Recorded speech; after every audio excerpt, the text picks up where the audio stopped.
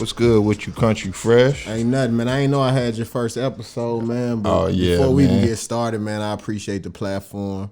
For me to be able to talk and tell my story. This is actually my first podcast interview. Yeah. So, you know what I'm saying? Appreciate you having me. Man, I appreciate your time, man, for real, man, because you a busy man, you know what I'm saying? Man, like a real busy man, you know what I'm saying? Like no games. I try to keep my hands in something, trying to do something. Already. Nah, country, man, but where originally, man, are you from, though? You know what I mean? So I'm originally from Midwest City, Spencer area. Yeah, the dub. And I always tell people, you know what I'm saying, when you ask me where I'm from, it just depends on the conversation where I'm going to tell you. If we talking, about school, I went to school in Spencer, I'm a Bobcat star, Spencer stand up. Shout out to all my Bobcat. Okay. So if we on some, school stuff, in Oklahoma, the public school district, we take that serious. It don't matter how long you've been out of school, we still ride for our school. So, hard. I'm screaming Spencer everywhere I go. But, as far as from in the streets and like where I was raised and where my house was in Midwest City. So I rep the dub to the heart. Already. Nah, man, but how was Spencer for you, dog? You know what I'm saying? Like, man, Spencer is a different world, bro. You just got to be from it to understand it. It's just like, I guess that confined little section that we in, man, it keeps us, close knitted and together. And, man, just growing up in that area, man, it wasn't nothing like it. And, playing basketball at the Bobcat Den, with the students on the floor. Yeah. We didn't even have no out of bounds. You basically had some students had to move for you to take the ball out. They be all in your ear, the Crips telling you how they go beat your ass on the way back to the bus. You hear me, nigga, pulling on your shorts and all. Yeah, exactly. It was just a different world, man. It was a different world, but, man, beautiful, man. I wouldn't want to be from nowhere else. Okay. So you went out there, from kindergarten to? Well, I went to Willowbrook. That's in Midwest City, and then I went to Rogers and Star Spencer. So okay. Yeah, I only went to 3 schools. Man, so you a real dubster. Oh yeah. You know what 73110. Yeah. Off top, man. So what type of kid did you think that you was growing up? Man, I was known on my block, I used to hoop. So I was known as, a hooper. Everybody thought I was going to the NBA at 5'3". They had me believing that shit. But I was always known as the athlete, man. When I was young, I was always athletic. So, what I'm saying, from probably about 5 years old on up, I just had it. I was a lot more advanced than the kids around me. And then a man in my neighborhood started a basketball team, and I got my first taste of organized basketball around I believe 9 to 10 years old. Okay. And we straight from the hood, we made it all the way to nationals. One year we took second in nationals. But what team was that? And one. Okay. And natural born leader. My coach even let me name the team. That was so crazy because back then the and one mixtape was out, Skip to my Lou. Right. And AI, so everybody wanted to be, an and one mixtape, Hoop or AI. So he let me name the team and one though. So Yeah, man, because niggas will go watch the tape and then go straight to the court. You know what I'm saying? To try to do every single move. You got to understand Skip to my Lou when he rolled over, and when he rolled over and crossed over, that was it for me. Oh yeah, we out there, man. Right. We really outside. Man, so when did you start to pick up your creativity? You think, what age? This was so crazy. Man, all the way just through school, it was just basketball. I was the CD man in high school. My homeboy brought that up to me the other day. I was in the 9th grade. I always just sold CDs. One of my brother's friends had, a connect with Napster and stuff, so he got all the music. Right. And he taught me how to make CDs. So back in 2001, as soon as I got to high school, I was known as the CD man and the hooper. You know what I'm saying? So if I wasn't hooping, I was selling CDs. Right. So, man, so I think back then, like I said, but outside of that, I didn't really do nothing but play basketball. I just dedicated a lot of my time to basketball back then. I think my creativity came once I stopped playing basketball. I went to college in Michigan. I went to a JUCO in Michigan for a half a semester. And when I got my refund check, I got me a plane ticket back home. I was just homesick, you know what I'm saying? The little chick I was messing with was catting on me. She wasn't trying to. She was fronting on you? Nah, she was catting. She was running off. You know what I'm saying? Shit, I hadn't even made to Michigan. My brother drove me to Michigan. I heard she had a nigga before I even got all the way to Michigan. It was damn near like a 18-hour drive. Like, damn, it only took you 18 hours to get somebody. You know, she told me she was gonna stick it out. So being young and naive, man, that shit messed with me. And then on top of just being that far away from home, not being in that atmosphere, you know what I'm saying, ever in life, and just used to being where I'm from, man. At 18, I decided I was tired of basketball, and I came home. But where the creativity kicked in, probably about a year after I came home from hooping, man, I was out in the street selling dope. Okay. And so you was hustling. Yeah, I was selling crack. I skipped weed, everything. Man, but you were smart though. I jumped straight to the block. Okay. Yeah. But what made you want to go all the way to Michigan, man? Well, I'm gonna be honest. Because I was in Indy last year and it was cold as man. Yeah. So man, a coach, one of my ex-coaches in high school, I think my sophomore year, he got the job in Northeast, Malcolm Roberts. Okay. Me and him had a great relationship because I broke my arm the first game of the season, my sophomore year, and I was starting varsity back then. And like, you know, after that, I was still undersized. So the head coach kind of put me on the back burner, but then that's when Coach Roberts took me under his wing. So even when he transferred schools, I remember when he got the job, he came over my house after he left the meeting, like, what's up, you coming with me? And my loyalty to Spencer just wouldn't allow me to, you know, transfer. And he had a squad waiting on him those because they was coming off a state championship, I believe, over there at Northeast back in 04, 03. You know what I'm saying? So it was like, you know, I'm like, nah, man, I gotta stay loyal to the soil. So he didn't ever, you know what I'm saying, he didn't ever end that relationship with me, and he had some connects down there in Michigan. So me and my head coach by my senior year was getting into it. He wasn't trying to show me no love. So, you know what I'm saying, Coach Roberts kept an eye on me. He like, man, I got to connect up in Michigan, man, to get you in school, because my coach wasn't even giving me my letters. You know what I'm saying? We had a D1 prospect I was playing with, and when they would come to see him, I would show out. So they started sending me letters, and you know what I'm saying? He wasn't even giving them to me. So by the time the end of the season had happened, I didn't even have any real offers on the table. You know what I'm saying? Some people interested, but I didn't have no offers. So he made a call. He made a call down there and let them know about me, and you know they set up a tryout. So me, him, and a cat that was, you know what I'm saying, at his school, you know, a young man who was looking for a scholarship as well. We all went down there, and me and dude had a tryout, and we was just balling. Yeah, but it was crazy because, you know, the school was in the toughest JUCO conference in the nation, and you know what I'm saying. So they had some heavy hitters coming out of, you know, them dudes that couldn't get their grades. It's East Coast. Yeah, we in Michigan, so you know, D-Town, Flint, you know, Pontiac. We had some heavy hitters down there, but me and dude went down there and held our own, man, and they offered us on the spot. So, you know, by the time we made it back home, they had sent everything, and I was signing my letter of intent, you know, a couple of weeks later. So it was a real fast process. Like I said, coach a shot.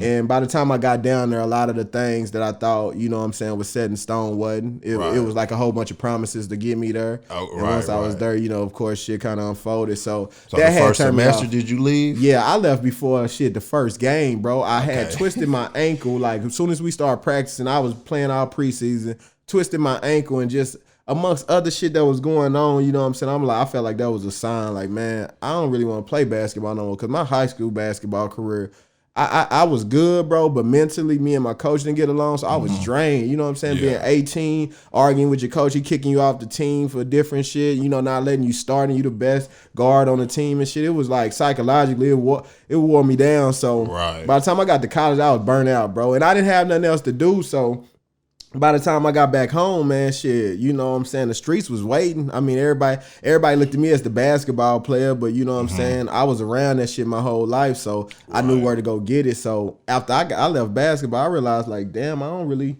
know what else to do. You know what I'm saying? And I ain't never been no just regular job working ass nigga. I never seen that for my life, like just being somebody who sit on the clock. Yeah, what age did you see that though? Like, I think I don't want to work for nobody like that. I had a candy store in the hood when I was like 9 or 10. Yeah, okay. Like, so so that's backstory. So when you ask me where my creativity come from, I gotta say back then, because you know, mama used to get the food stamps and she'd give all the kids $15 a piece to do what they want. Then she gotta buy the groceries, real hood shit, right? So at 9, I'm thinking, my logic was, shit, I'm gonna take my $15, buy some candy and some Chasta. Chasta was like $9 for $1 back then. I'm like, shit, I'm gonna buy me like 2 or 3 2 or 3 things of Chasta, you know. I get about 18 out there, get some candy bar. And what I did, man, she gave me that $15. She fronted me that. Yeah. And shit, I flipped it in the hood. You know, everybody used to come over my house play basketball. I had the styrofoam ice chest. They paying 50 cents for the Chasta. Okay, then this at 9 too. This is at 9, bro. So I knew I had it back then. Everybody around me knew I was kind of different. I used to flip it. So, you know what I'm saying? By the first time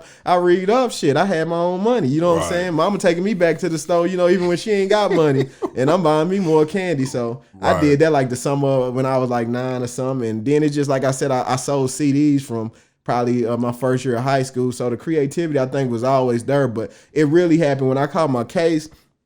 I was going to trying to find dead-end jobs. You know, you catch a case, you get scared. You go into court, so you want to make it look like you doing something. Right. I'm working at little dead-end warehouses and shit. And I'm like, I remember I was at a warehouse, bro. I think it was called York. It's on your way off of I-35 on your way to Norman.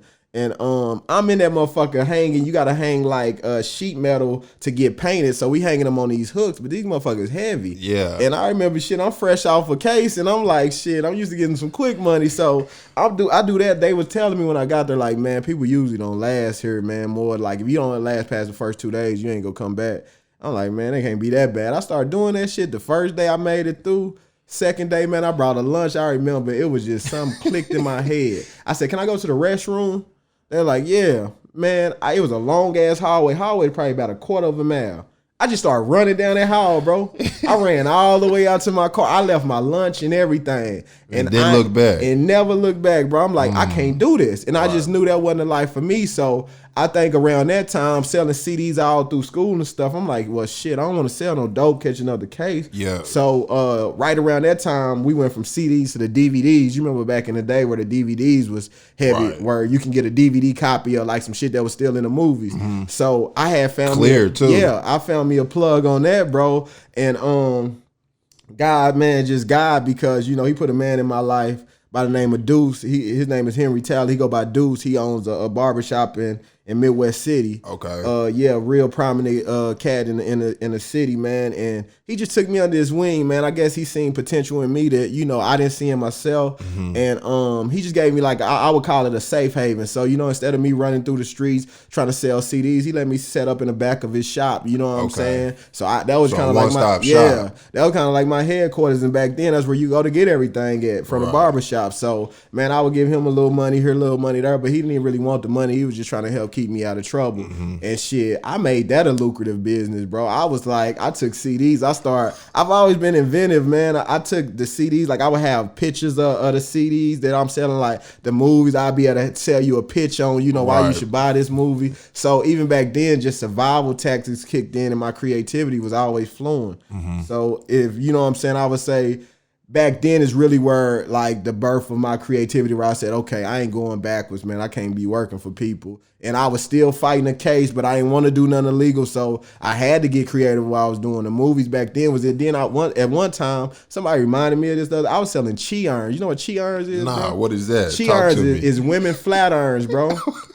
Like women, it's some real expensive women flat irons, and I forgot I used to sell them, bro. But like I said, at that time, you got a plug on that? Yeah, I had a plug on it. So back then they were like $200. I'm getting them for like $50, and I'm selling them for like $150. So I'm selling them cheaper than the stores, but I got a $100 markup. Right, you know what I'm saying? Because a booster stealing them and giving them to me. So shit, I ain't know nothing about no women flat irons. But when I started telling people I had them, shit, I had that shit rolling. So like I said, my creativity came from, man, I don't want to do nothing illegal. Illegal, like I always weighed the risk and the reward. Now if I sell some more dope, a nigga going to prison. It ain't no, but if I sell some CDs, I might get a slap on the wrist. Like I ain't gotta really be facing no real time. So I think that's really where my creativity came from, just trying to dodge jail, but at the same time make some money and not have to work for nobody. Man, so is you and Deuce still close? Man, close as a drum, man, tight as a drum, bro. Okay. We that's my OG. I call him my OG, man. Oh yeah, man. He's my mentor, That's bro. A real OG, dog. Yeah, just real game. To see a young man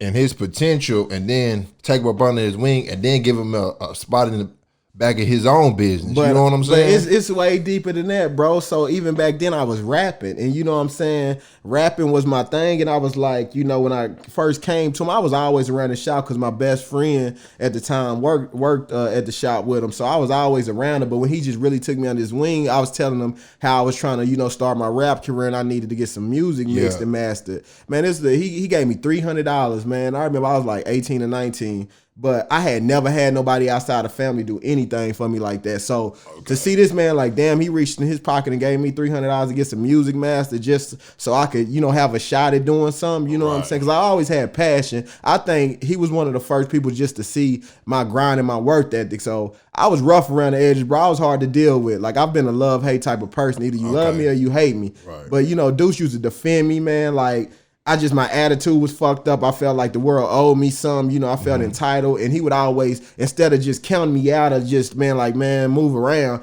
he would always take me in and just teach me game. Like, man, don't take yourself so serious, man. Like, everybody ain't the enemy. Everybody ain't out to get you. And like, he just started helping mold my mind. And then watching how he moved, it really put me in a position to say, like, okay, I want to move like that. So when he gave me that bread for that, and then he brought my first DJ equipment. Like, we ain't even Shout out to Deuce, man. Yeah, we ain't even got to the story of that. So, man, the waters run deep, man. That's my guy, bro. I'll take a bullet for Deuce. I'll give him my right kidney. I promise you I will, bro. Already.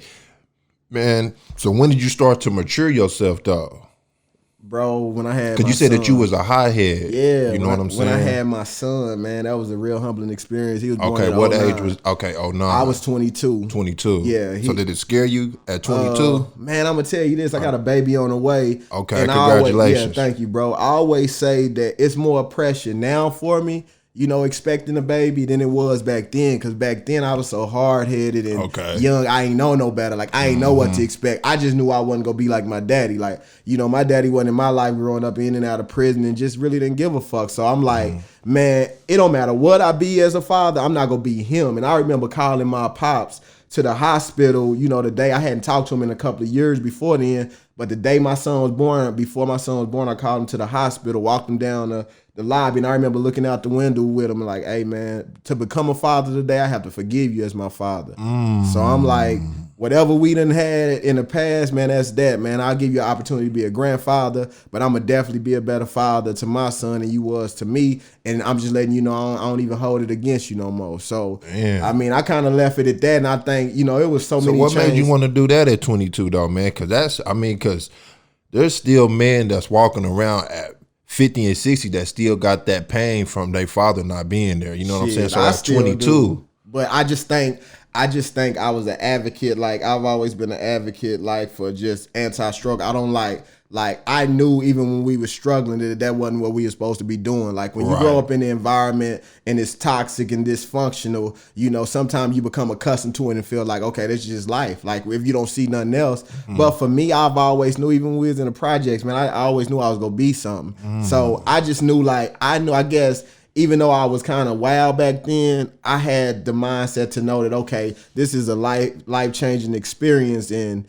if it's anything you holding on to that's gonna hinder you from being the best father you can be, you gotta let that shit go. Cause out of my family, I'm the youngest, I'm the baby, I'm spoiled, but at the same time, people know I'm a no tolerance type of person. Okay, I'll cut you off. Like, daddy, I will. Anybody, I don't care who you is, like, I won't fuck with you. Everybody called me funny acting when I was growing up. Yeah. Cause if I don't fuck with you, I can't fake it. Right. So I wasn't fucking with my daddy at the time, but like I said, I just felt like, damn, if I'm coming into fatherhood, hating my father, maybe my son would be birthed with that same hate for me that I have for my father. So let me release that. Let me get this monkey off my back. And when I told him that, like, I felt like it was a monkey lifted off my back. You know what I'm saying? But at the same time, it changed. It was crazy because it changed the dynamics of me and his father and son relationship. I feel like the roles kind of reversed after that. Like, my maturity kind of surpassed his to where, you know what I'm saying, for his youngest son to come at him like that, he kind of felt like a certain level of guilt that he ain't never been able to overcome in my life and even in my son. Like, so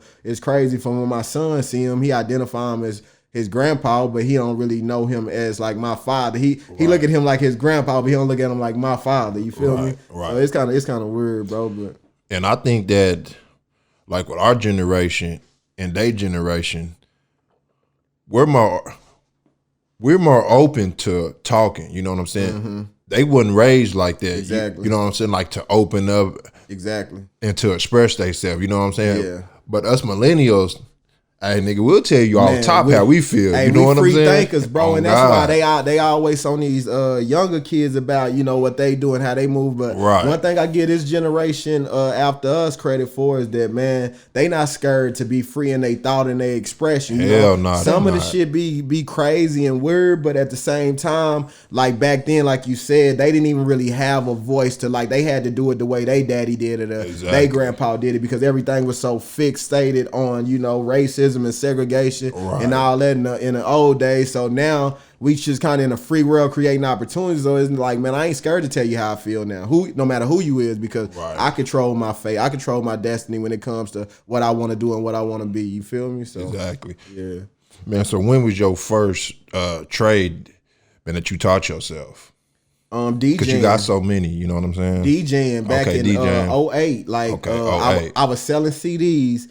And somebody I used to sell CDs to, he had an AAU basketball team, and he wanted to have him a Halloween party. And everybody knew I used to make some cold ass mixes. You know what I'm saying? Like way before Apple playlist. Right. So my playlist be fire. So I'm gonna put 15 songs on the CD. And you know what I'm saying? I have a mixtape of the week. You know what I'm saying? Because I got a plug on all the newest music coming out. I wasn't even thinking about DJing, but I just knew my thing was, can I ride to Texas with this front to back without having to skip a song? Right. So I'm a comprise of R&B. I used to do an R&B one, a mid tempo one, and then a rap one. Okay. And I had that every week, and I sold it 3 for 10. So every time, on Friday, people getting their haircut, they coming to get that 3 for 10 and ride the weekend too. Okay, right. So he was one of them people. Smart. Yeah, he was one of them people, and he was like, man, I need a mix for this party. I'm hosting for, the basketball team. And I'm just like, bro, yeah, I got it. Like I got the music. I'm like, but damn, if they having a party, they ain't gonna want the music stopping. You might need to hire a DJ. And he's like, shit, why don't you do it? I'm like, man, I don't DJ. I just got this music. He's like, nah, I got some equipment shit laying around my house I used to have way back in the day. Shit, you think you can do it? I'm like, nah, man. He like, man, I tell you what. He said he brought it to the shop. He like, man, I'm going to bring the equipment to the shop, man. Just play with it. You might want to do it. It was a DVD player and a CD changer. and he had a mixer. And he was like, man, all you got to do is just fade into the next song and do that. So I got to playing with it, bro. Like that was like on that Wednesday, man, and Saturday, because back then the barbershop, which is now a barber school, but the barbershop back then had the barber side on one side, then it had the event center on the other side. So Deuce used to rent it out for people to have parties. So man, I played with it like for 2 or 3 days, and I was just liking how the cross music and stuff like that. So come to party, bro. That basketball team, it was like the most popular kids in their schools and stuff. So they coming from everywhere. So they had probably 200 kids at this party. And like shit, I'm there. I know all the current music, so I'm playing everything they like, and I'm just fading. It probably don't sound. I wish I could hear how it sounded back then. But shit, by the time the song come on, they recognize they was jamming. Exactly. So man, I went so hard that night for them 200 kids. It was packed, man. Them kids started being like, hey, you know what I'm saying? Because I was called Country Fresh from my rap name. Oh, you so was? Yeah, so the kids started saying, hey, I want DJ Country Fresh to DJ my party. Yeah. So by this time, I ain't had no equipment. I got a DVD player and a CD changer. Oh, you kept his equipment. Yeah. No, I'm like, no, I don't even know how to do this. But he eventually came back and got it. But I'm like, man, I can't DJ with this. I don't even know what to do with this. Yeah. So by the time I'm telling Deuce, like, man, people starting to hit me up asking me to DJ. He like, you gonna do it? I'm like, she ain't got no equipment. He like, man, I tell you what, bro, see how much it costs, man. I'll help you out. You know what I'm saying? I'll help you put something with it. I'm like, all right, cool. So I get the price, and that shit was high back then. I mean, I'm like, damn, $1,000 just to play some music. I needed some speakers, and then I needed this. I'm like, man. So I told him what it was, man. I don't remember how much I had, but I think he put the most with it. So we got it. Like, you know what I'm saying? So I got my first equipment, and then I'm like, oh, nigga, I'm a DJ Country Fresh now. Okay. So that was October, so I might have did maybe one event in between, but then I started a charity. Back then it wasn't a charity. I just said, you know what? I want to have another party for the kids around Christmas where they bring a gift, and I go back to the apartments I was raised in and get the kids in the apartments the gifts that they bring, but you had to bring a new gift. Okay. You know what I'm saying? At what age is this? I'm 21. Okay, because I ain't no 21-year-olds been even thinking like that. Crazy. You know what I'm saying? 21, so I'm like, I've always had, and like I said, bro, I don't know how much time you got. The story, everything comes together. So when I had that party, it's packed. We got now we got 250 kids in here. I don't even know how we fit this extra 50 in because the shop ain't that big. Right. It's a success. You know what I'm saying? So now I'm known as DJ Country Fresh. So my creativity, I'm building my reputation through kid crowds, right? I'm only 21, so I ain't that far removed. So I sent a letter out to every school in the Oklahoma City school district. I don't know what made me do this. Asking, can I DJ they prom? Okay. So you know what I'm saying? I didn't even know what was an email or a written letter or a type letter in the mail. Off in the mail. So I had to Google, and then I made sure it wasn't my handwriting. I made sure I had stickers to put the return address and everything. So the investment. I've always been into imagery, how it looked. Right. I used to with the shoebox. I how what kind of paper they use to. You know what I'm saying? I used to always pay attention to detail. I'm a very detailed person. So I made sure it looked professional enough. I didn't even know one school said, "Nah, you ain't charging enough." I'm only charging $200. The average DJ back then for a prom was $700-800. Oh, for real? I'm I do it for $200. Yeah. So the cheaper schools jumped on it, like Star Spencer. I think I DJ 4 proms. Y'all DJ Millwood. Oh, for real? I DJ Millwood, Northeast, Star Spencer. With your first year? Yeah, and it might have been one more. Yeah. I'm not even I'm probably 4 or 5 months into the game. But like I said, I sent that letter out just on a whim, trying to build the resume. And like I said, then I started doing weddings, and then I'm doing it for dirt cheap, but you know what I'm saying? Just when you're around solid people, and like I said, Deuce showed me that love, and I'm like, bro, I'm gonna give you this money back. So I used to damn near give Deuce all of the money. Either we splitting it half and half. I'm trying to give him as much as I can to recoup from what he helped me. You know what I'm saying? Return on your investment. Yeah. So just I end up, like I said, DJing for 6 months straight. I just went on a 6-month run where I'm just DJing 4 times a weekend. I'm just my work ethic. Now I done put my work ethic. So I'm DJing a wedding, then I'm DJing an after hour party, then the next day I'm DJing a birthday, then an after hour party again. I'm really getting it in, man. And my name just started buzzing, and then eventually I just learned how to do it. I learned as I was going. Okay, so you know what I'm saying? The beats per minute and stuff like that with DJing. I didn't know coming into it. And I never disrespected the craft by trying to compete with people, act like I'm a turntableologist or something like that. Nah, I'm a hustler disguised as a DJ. Right. Man, and that's what I was gonna ask you, man, because you don't really man, your name is out here and your mixes is out here and your lives get 1,000 views and all that, but you don't really fuck with a lot of DJs around the city that I see. You know I don't, man. Not to say that you don't mess with them, but I don't see you linking up with them. I'm going to tell you this, bro. I'm real cautious on collaborations. Okay. When it comes to I see people. that. Yeah, man.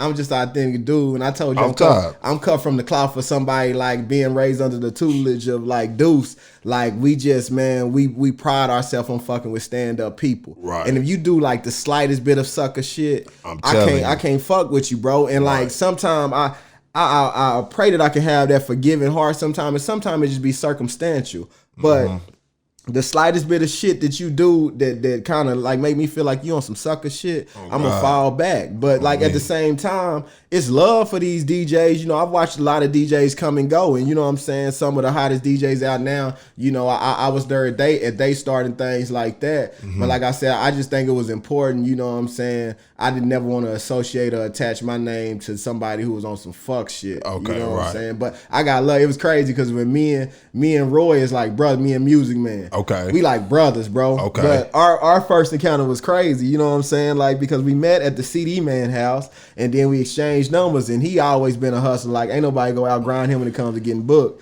So, you know what I'm saying? Back then, this is 09. He damn, okay, you DJing. My name ain't even buzzing at that point. So he put me in the game on the clubs. He introduced me to the clubs. It's ironic. This is what's so crazy. This is how life is full circles. I tell this story. I'm DJing he put me in the game to DJ the Goodfellas Lounge. Okay. At the time. This is back in 09. I'm DJing at Spotlight Lounge, which is the old Goodfellas Lounge, this Friday for him. Damn. You know what I'm saying? So, right. So it came. Full circle. But 10 years later. Our first encounter, and I tell him this, and me and him sit back and laugh about it now. But our first encounter was he was double booked, so he sent me over there And it's crazy because Tion and Bird was running Goodfellas Lounge at the time. They didn't know me. I'm a young face. I'm only 21, 22. That's an older crowd too, though. Right, exactly. You know what I'm saying? And they've been in the game for a minute. So they first of all they mad that Roy didn't come because he got the hotter name. So they trying to bring the attraction with his name. So you know what I'm saying? They don't know me at the time, but Bird is funny because Birdberry, that's like one of my closest partners now. But he like, who is you? Yeah. I said, nigga, I'm me. What you mean? Who was me? Right. Yeah, well, Roy, I don't know, bro, but he sent me here. And then we was talking. I'm like, hey, bro, listen, I ain't trying to, who paying me? Like, is you the one paying? Like, if we having this exchange, I'm a young nigga, got this baby face, but shit, I'm standing on it. Like, shit. Right, I'm tired. I'm like, nah, I don't work. He like, man, shit, you got to work that out. I'm like, nah, I don't work for Roy, homie. Yeah. I said, he sent me over here and said, y'all paying. Well, we only got such and such, such and such. I'm like, man, that ain't gonna be enough. And then so I get Roy on the phone, like, and don't nobody know me at the time, but why is this nigga so confident and cocky? Like, why he moving like he the fucking nigga out here or something? But I'm like, nah, I'm standing on it. Like, y'all go pay me what I know I'm worth. Yeah. So it was only like $200 or something. He was only gonna give me $150. So I called Roy, like, man, just go ahead and let man, I give you the other $50. Roy don't know what he dealing with. I'm young, but I'm like, nah, nigga, I'm standing. And still to this day, anybody know me don't play about my money. Okay. So boom, they ended up giving me the $150 and shit like that. Then me and Roy had an encounter. He wasn't styling me or nothing. I just like shit. I expected him to come over there that night and give it to me. Okay, so he's like, man, just call me tomorrow. I'm like, nah, man, what's up, bro? Like, I need that. Like, I'm calling him at 2.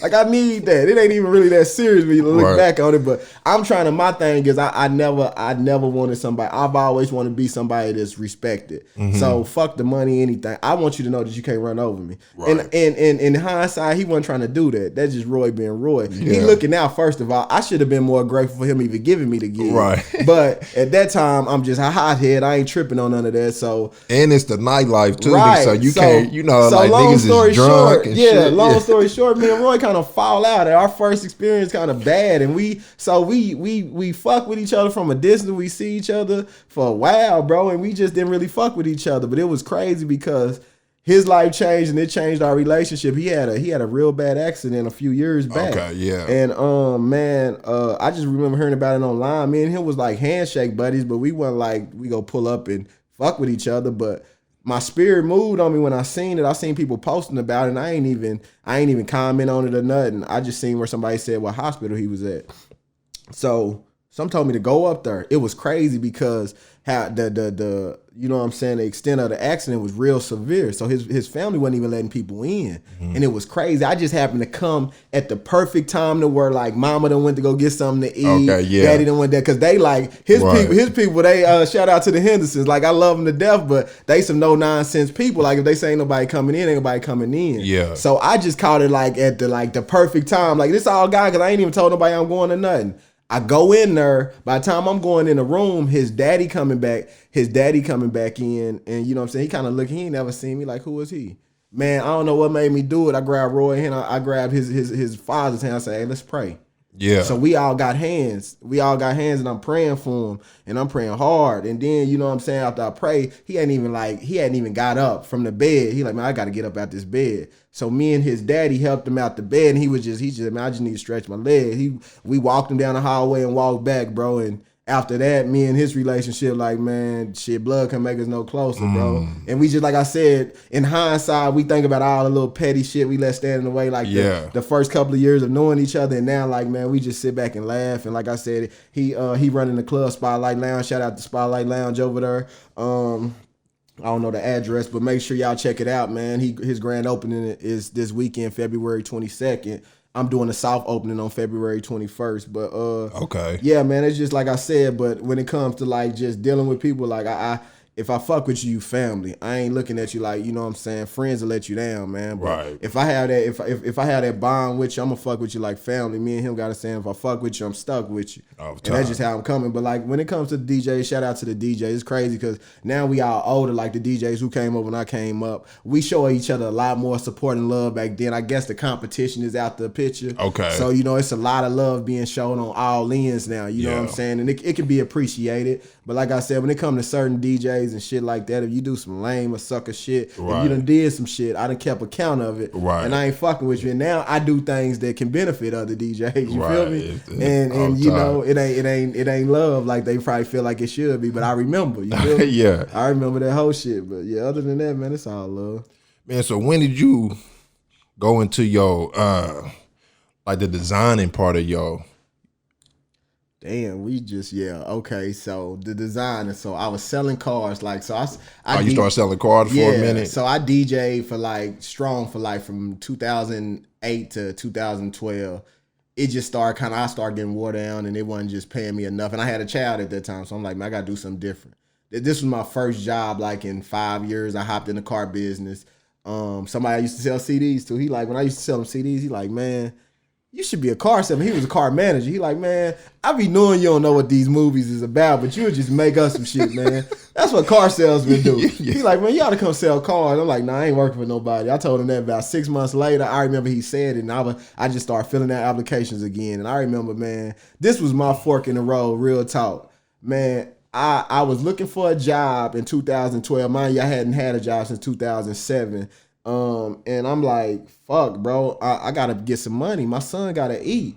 And man, I had 2 calls I was gonna make, man. I had a call I was gonna make to my old plug in the dope game, and then I had the car business plug. Okay. Some told me, I'm glad I didn't make the plug call first, because I knew he would have been ready for me. And I wasn't even trying to be in that arena no more, but shit, you know, when you're back up against the wall, I'm like, man, I gotta eat. And you got a kid to feed. Right. So I remember, man, I can remember like it was yesterday. I went, one of my partners told me to go to the Salvation Army, fill out an application. I'm looking on there, they talking about they paying like $8 or $9. So I can't do nothing with $8 or $9. Shit. Yeah. You know what I'm saying? So I'm like, fuck, man, I'm about to have to call the homie. You know what I'm saying? But I had 2 calls in mind. Like the dude I knew who told me I should be a car salesman and my plug. And I'm like, man, let me call this dude about these cars. And it was crazy because I'm sitting in Salvation Army parking lot in Dale City. And I'm like, hey, he answered on hello. I'm like, hey, man, you remember you said something about a job? He said, come up here right now. He like, come up here. He stopped me. Like when he knew I was ready, it's like he been waiting on the call. Right. He said, come up here right now. Man, I'm in some Levi's, you know what I'm saying, flat starch, Nike shirt. I look like, I'm about to go right back to the block or something. Yeah. How I'm dressed, you just hood and, you know, young nigga. And he was like, when I got in there, he had me fill out the application, and he telling everybody like, hey man, it's about to be a 20-car hand. That's in the car business. 20-car hand mean you gonna sell 20 cars a month. I ain't know what it meant. I'm walking through there, you know, trying to keep my pants up, sagging. And then when he seen I had a felony on my, I had a felony. Yeah. He said, hold up, bro. He took the application and he went up to the owner's office. He had been working there for a couple of years, I guess. And when he got in there, the owner thought that he was about to ask for a raise. Because he ain't never asked for nothing. He was the best manager he had. He like, man, I got a young man who, you know, made a mistake a few years back, but just really need a second chance. But he like, man, I guarantee you won't be mad if you take this chance and, man, sign off on his background. So right then and there, like, he had to have the owner sign off on the background. I remember him coming back, said, man, I just got this man to give you the job, you know, despite of your felony. And I remember just, you know, I've always been a stand-up dude. Like, man, if you take that chance on me, like, your reputation is on the line, not only mine, but you didn't ask this man to do you a favor. So if that favor falls through, it reflects back on you. Right. So, you know what I'm saying? I remember, like, as I started, my whole thing was I didn't know nothing about the car business. I didn't really have no structure in coming to work on time. I just knew I couldn't let this man down because he took a chance on me. And, man, I got in the car business, and it was crazy how he explained it to me. He like, okay, man, you used to sell dope, right? I'm like, yeah. He like, okay, this is the trap. We supply the dope and we supply the fiends. All you got to do is convince them to buy the dope. Right. I'm like, shit, that ain't nothing. Yeah. I'm standing up there. You should have seen me. Break it down in street terms. My first couple of months, all the salesmen was mad because I'm standing at the edge of the street. It's 100 degrees. I'm like, shit, I'm used to staying down until I'm sold out. So I'm like, shit, I'm standing there and they mad because I'm greeting all the customers first, and I just got energy that they can't match. Because, you know, in the car business, most of the people just lazy. You know, they lazy con artists. And I just had a hustle to me. And, man, I took off in the car business, bro, started selling a whole bunch of cars, touched my first 100,000 in 1 year. Okay. And, man, just took off from there. But, like, I remember just being in the car business, like, it was February, it was either February 10th or February, like, 24th. I usually remember the day. I got to put this in my book. But I remember it was the day I was walking through the car lot. When nothing going wrong, I'm selling a bunch of cars, one of the top salesmen. I said, I ain't gonna be working here this time next year. I just said it, like, and if one thing about me, man, I take what I say serious. I mean what I say. Yeah. So it's certain things that I won't allow to come out my mouth because I know if I say it, I'm gonna have to do it. I'm gonna have to make good on it. Okay. So I remember saying that, and I don't know why I said it, but my energy shifted. So I said, I got to figure out a way out. I wasn't designing or nothing. This is like, I believe it was like February 24th of 2016. So I started thinking of different businesses that I can branch out from the car business. So one of them was, I wanted to become a car broker, like almost like a realtor, but a car realtor, like negotiate deals with people, because I had learned the game inside out, watching people get bad deals. And I'm like, man, if I could teach these people how to buy a car, they could just pay me a fee and say they sell thousands of dollars. And so I was trying to do that. So I remember I went and got it LLC, and then I was trying to get business cards and stuff like that. Now, back when I skipped the part rap, we ain't gonna talk about my rap career, but I had a partner who used to record me in rapping, and he used to do all my design work and stuff like that for my music. So he was my designer. So I'm like, hey man, I need a business card, some advertisement I can talk about, tell Facebook or everybody about what I'm trying to do. And I'm trying to explain the business because I had never seen one like it. I'm like, it's basically like a car realtor, you know what I'm saying? So I'm trying to explain it. He's just dragging his feet, giving me the advertisement. I was like, you know what? Hey man, fuck it. If you too busy, I went over his house. I ain't even calling because he wouldn't answer if I called because he know what I want. I went over his house and said, hey man, if you too busy, bro, do this, man. Put whatever program you use on my computer and just show me how to do it, bro. And I do it. I promise I won't mess. Just give me 50. I'm like, just show me, man. Give me like 15 minutes. And I'm like, just show me. And I promise I won't ask you to do another flyer for me. And at that point, this is my partner, but I'm just mad and frustrated with him. Like, I need this shit. So I'm willing to do it. Like, and it was crazy because I used to stand over him and tell him exactly how I wanted my flyers. So I had the visual side of designing down, just didn't have the technical side. So the computers, I just would tell him, okay, put this right here, put this right there. Yeah, because you already got the vision for it. I had the vision, and so I used to help him build flyers and stuff. So I just like, man, teach me how to do it. So he like, man, all right, fuck it. We set my laptop on top of my car. He gave me a jailbroke Photoshop, and he like, okay, everything is layers. You put this right here, that right here, that right here. I'm like, okay, that's it. And like logically, I just got it. Like, you know what I'm saying? This is in 2016, so you only been doing it for 4 years? Yes. This is 2016 in like March, bro. And when he did it, I'm like, cool. So finally I went back. The first fly I did, I sent those. I gotta find that first fly. I sent it out. He's like, man, okay, that's decent. You know what I'm saying? You getting somewhere. So every time I would do one, and then I started doing it for my car business because I was promoting car business. I'm like, okay, boom. I started doing business. He's like, man, that's cool. And I remember about in May, I came back to him with a design, and it fucked him up. He was like, damn, bro. That's actually good. Yeah. I'm like, what you mean? He like, nah, bro, that's like really good. Like, did you do this? I'm like, yeah. And then I was just logically, like I said, I'd never been taught. I just got it. I just got the concept of designing, like piecing everything together. It's like a puzzle you putting together to make something look good. So in May of 2016, when he told me that, fast forward, rewind back to when I told you me and Burberry, which is Calvin Bird, we had that incident at Goodfellas Lounge. He was selling cars with me, so me and him became real close selling cars. Okay. And he seen me design. Everybody would see me in my office when I wasn't selling cars. I was designing, just trying to come up with shit. And he like, hey man, make me a business card. And I was happy to do it just because I was trying to get more practice. And I remember I made him a business card kind of modeled after he real like pro-black, so he like African shit. So I gave him like a tribal type Martin looking. All them colorful shits. And he liked it, and he gave me $25, and I ain't even asked for no money. I'm like, bro, he like, yeah, man, shit, you did the work. Shit, I would have paid somebody else. Yeah. And I remember that $25, it ignited something in me. I said, I can get paid for doing this shit. So right then and there when he did that, I said, okay, I got to develop a plan. So my plan was to find all the prominent people I knew in the city and to make them advertisement for free. And I'm like, I ain't gonna ask them because, I don't want to put them in a position to tell me no, because they know I ain't no designer like that. Everybody know I sell cars and DJ. Right. So I would take their information if I knew their number already, maybe had their email for some, or just look on their Facebook and get whatever information I needed for their business. I would make them a flyer and I would send it to them. So they don't even know. They just getting a message from me and it's a flyer. And I'm like, hey man, I did this for you. If you like it, sure. If you sure, just tag me in it. Right. And people was like, okay, damn, some was cool, some wasn't. Some didn't match the level of professionalism that some brands wanted. Some people was just dickheads, Yeah. Niggas just buttholes or whatever. Didn't even reply and shit like, did me dirty. You feel me? Yeah. And if y'all listen to this shit, I know who y'all is when I sent you that flyer and you reply, but it's cool. Right, because you shining now. Yeah, you feel me? So when I did that, you know what I'm saying, I started getting buzz that way. I was generating buzz by doing, popular people flyers, and I did that for about a month or two. And then in between, free. Yeah, and then in between it, I might pick up a little $25 flyer here. Okay, right. So in August of that year, I'm like, okay, maybe I can become a designer. I said, let me give myself a week. I took my week vacation from the job. I said, I'm gonna see what'll happen if I just dedicate all my time to designing for a week and see what happens. And it was like when I presented that ideal to myself, like God kind of ignited something, because like that week I was just making plays. Like I had like one of my partners had put me on game to a restaurant who was opening, so they wanted me to do all their branding and stuff. Mind you, I'm still learning how to design. I'm merely a decent designer at this time.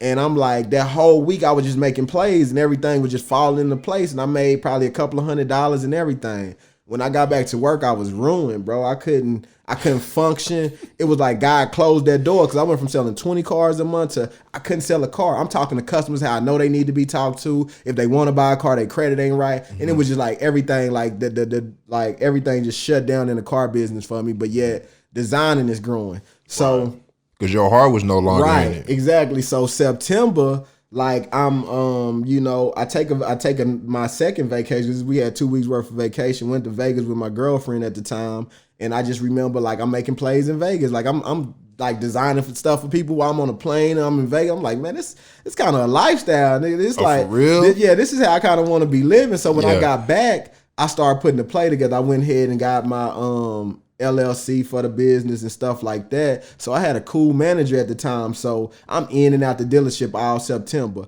So I finally tell him, and he like, man, what's up, bro? You ain't been here. Like everybody looking for you. Like, what's up? I said, hey, man, I'm about to quit, bro, and start my own business. I said, man, if you would do me a favor, this like in September. I'm like, man, if you could just kind of stall me out and help me get that last check. And I'm gonna be transparent. I made a lot of money in the car business, but I spent a lot of money. Yeah. I ain't had no money saved or nothing. I'm like, bro, I just need this last check to, you know what I'm saying, probably pay rent. Mm-hmm. So after that, I'm gonna be a full-time designer. So he stalled everybody for like 3 weeks. He said, I'm on my second vacation. Then he said, I'm sick this week. Then and finally he had to just tell him, hey man, I don't know. I think he quit. Yeah. But he already knew. He gave enough time for me to get that last check. So So October 1st of 2016 is when I embarked on my full-time graphic design. And I was probably still about a B- in design. I would say I was a C+ in design. And so for me, I don't know what, in hindsight, looking back, would I do it again knowing what I know? I probably wouldn't. Mm-hmm. But I'm just so radical and so crazy.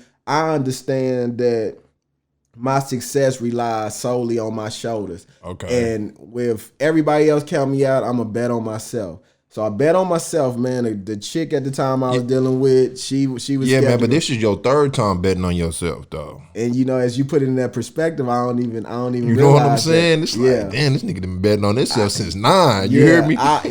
So it's crazy you say that, to put it in that perspective, because like I said, when I did it, my family tripping. At this time, this ain't back when I sold CDs and was expecting to pay. I got my son in private school. Right. You know what I'm saying? And it's like my family looking at me like, is this the right decision? Right. Don't nobody have no background about designing. Like I've always looked at designers as like it's a secondary income for like hippie, you know what I'm saying, behind the scene type people. Right. And it wasn't never. So I told myself like, man, I'm gonna put myself at the forefront as like a CEO. Mm-hmm. You know what I'm saying? I watched Boomerang when I was younger, so I always wanted to dress up, have all the ladies, and be in like a corner office at a big building. So I'm like, this gives me the opportunity to kind of get my markers on with the fly suits and stuff like that. Right. So the car business helped me get my grown man style on. I started getting tailored and stuff when I was in the car business. Gear. So I just transferred that, like, okay, I'm gonna market my design business, not being behind the scenes. Don't nobody know who be designing stuff. I said I'm gonna put myself at the front of it, and I'm gonna have it like a CEO mentality, so people can strive to want that type of feel and image. If you notice anything I promote with my design business in the suit, you know what I'm saying? Right. So I've always built that image because I said I want people to be able to look at me as a CEO and say, okay, this is how I want my brand to feel, like boss. Exactly. And I did that, bro. And like I said, everybody like kind of was down me at first. I mean, like I said, the little chick I had at the time, she catted off. She acted like that wasn't the reason, but I mean, man, but it's new. It's new. Unfamiliar territory. Right. To black people though. You know what I'm saying? Right. for a person to say, "No, I'm gonna stop selling these cars," you know what I'm saying? Like making stacks and racks and shit like that, to say, "Man, I'm gonna make pictures for people." Man, your family is probably looking like, "Man, what is this nigga talking about? Pictures?" You know what I'm saying? Not knowing, man, that these come shit like with a hefty price because you helping other people market their business. My big brother, bro. I'll tell you this. I'll tell you this, man. I got an older brother, 7 years older. He like my father, bro. And I ain't even really talked about my immediate family, but like my brother, like he's like been like the only father I had since I was, born. But it was crazy because I remember visiting him in Virginia like a month after I had went full time. Yeah. And he ain't gonna pull no punches with me. He like, all right, bro, I don't know shit about this, what you doing, but man, what's your plan B? And we at Roof Chris or something like that. I remember where we at. And I'm like, man, my plan B is to make plan A work. And he said, hey, nigga, this ain't no Facebook status or no motivational shit. Nigga, what's really your plan? Because I got a nephew over there that needs you. So what the fuck you gonna do if this shit don't work? I ain't doubting you, but at the same time, nigga, you need to. I said, I looked at him again. Yeah. This is my big brother. Like I said, I hold him to a high regard. Right. So, I know I can't just tell him no bullshit and he gonna be okay with. I'm like, bro, I promise you, my plan B is to make plan A work. He said, all right, nigga. I mean, if that's what you gonna do, then you better make it work. Yeah. It ain't just you. It ain't just about you. And you know what I'm saying?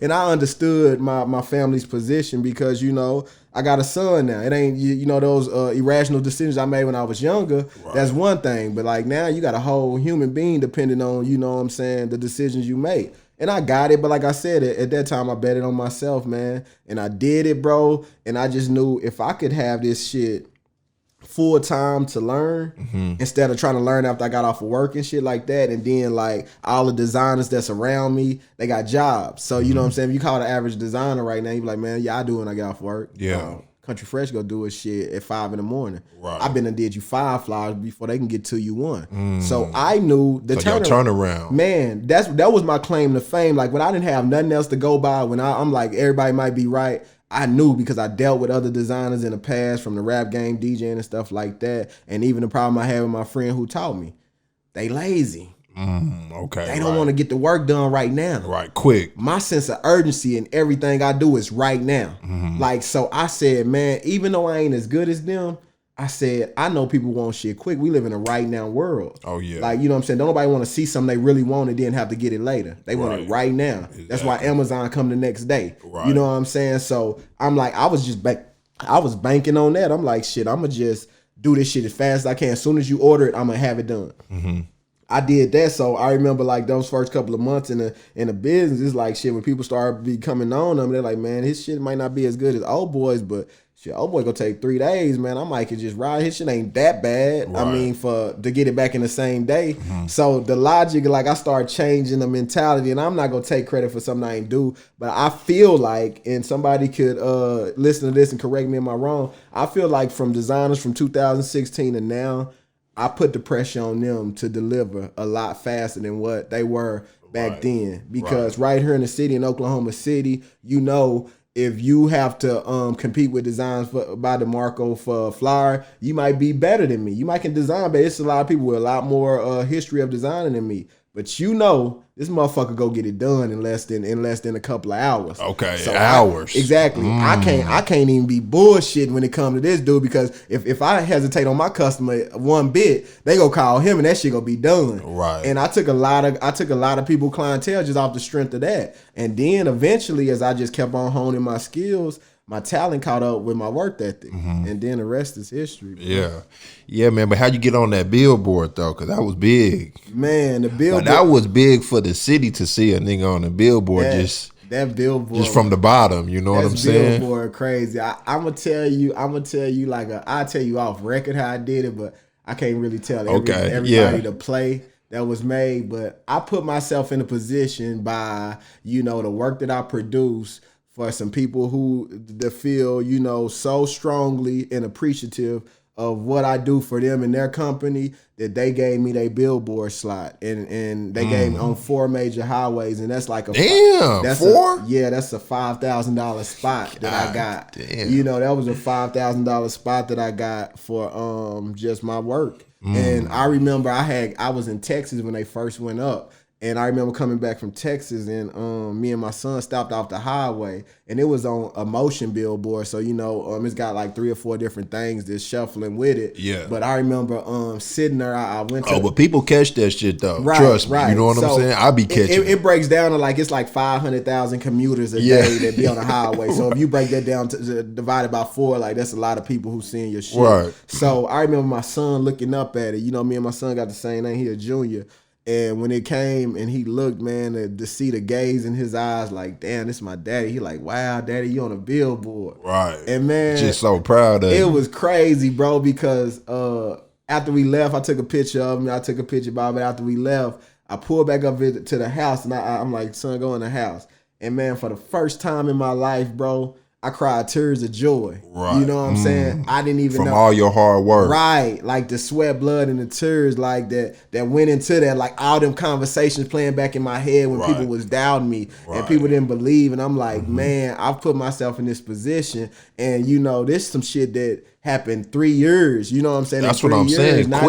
Not even like 10. It's people who really got like calendar days in designing this shit. Yeah. And I've only been doing it for 3 solid years, man. And what I've been able to accomplish in 3 years with designs, like I've designed for celebrities and just the different circles that I was brought into from designing, man. It's just nothing but a blessing. But yeah, that was the first time I cried tears of joy just to like for it my felt son good. to see it. Like I broke a cycle because I had never seen nobody I knew on a billboard, but for him to see me, now he know it's possible. Anything. Now the impossible is possible because everything that I set precedence on, I'm telling my son, man, if I can do it, man, I'm just clearing the way for you to do it. Right. You know what I'm saying? So that was a real special moment. I think that was the most defining moment in my design career thus far, though, bro. Real talk.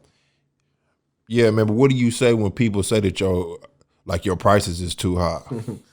That be because I was doing my research on you. You know what I'm saying? They like, yeah, like, dude is good, man, but shit, he high. But then I came back to the house, so I was writing. I'm like, he high because he believe in himself, and he giving you a brand that you gonna use to get more money. So why wouldn't he charge what he want? I'm gonna tell you this, bro. This is how I arrived at how I charge, because in the national market, I'm below the national average for professional designs when it comes to what I charge for them. But in Oklahoma, like I charge $260 for a logo, and the average person probably charge $100 or $60. Right. So it's crazy because people don't understand. Like, damn, if they go clients call me like, okay, I'm just trying to understand why are you $260 and I call 3 other people and they $80.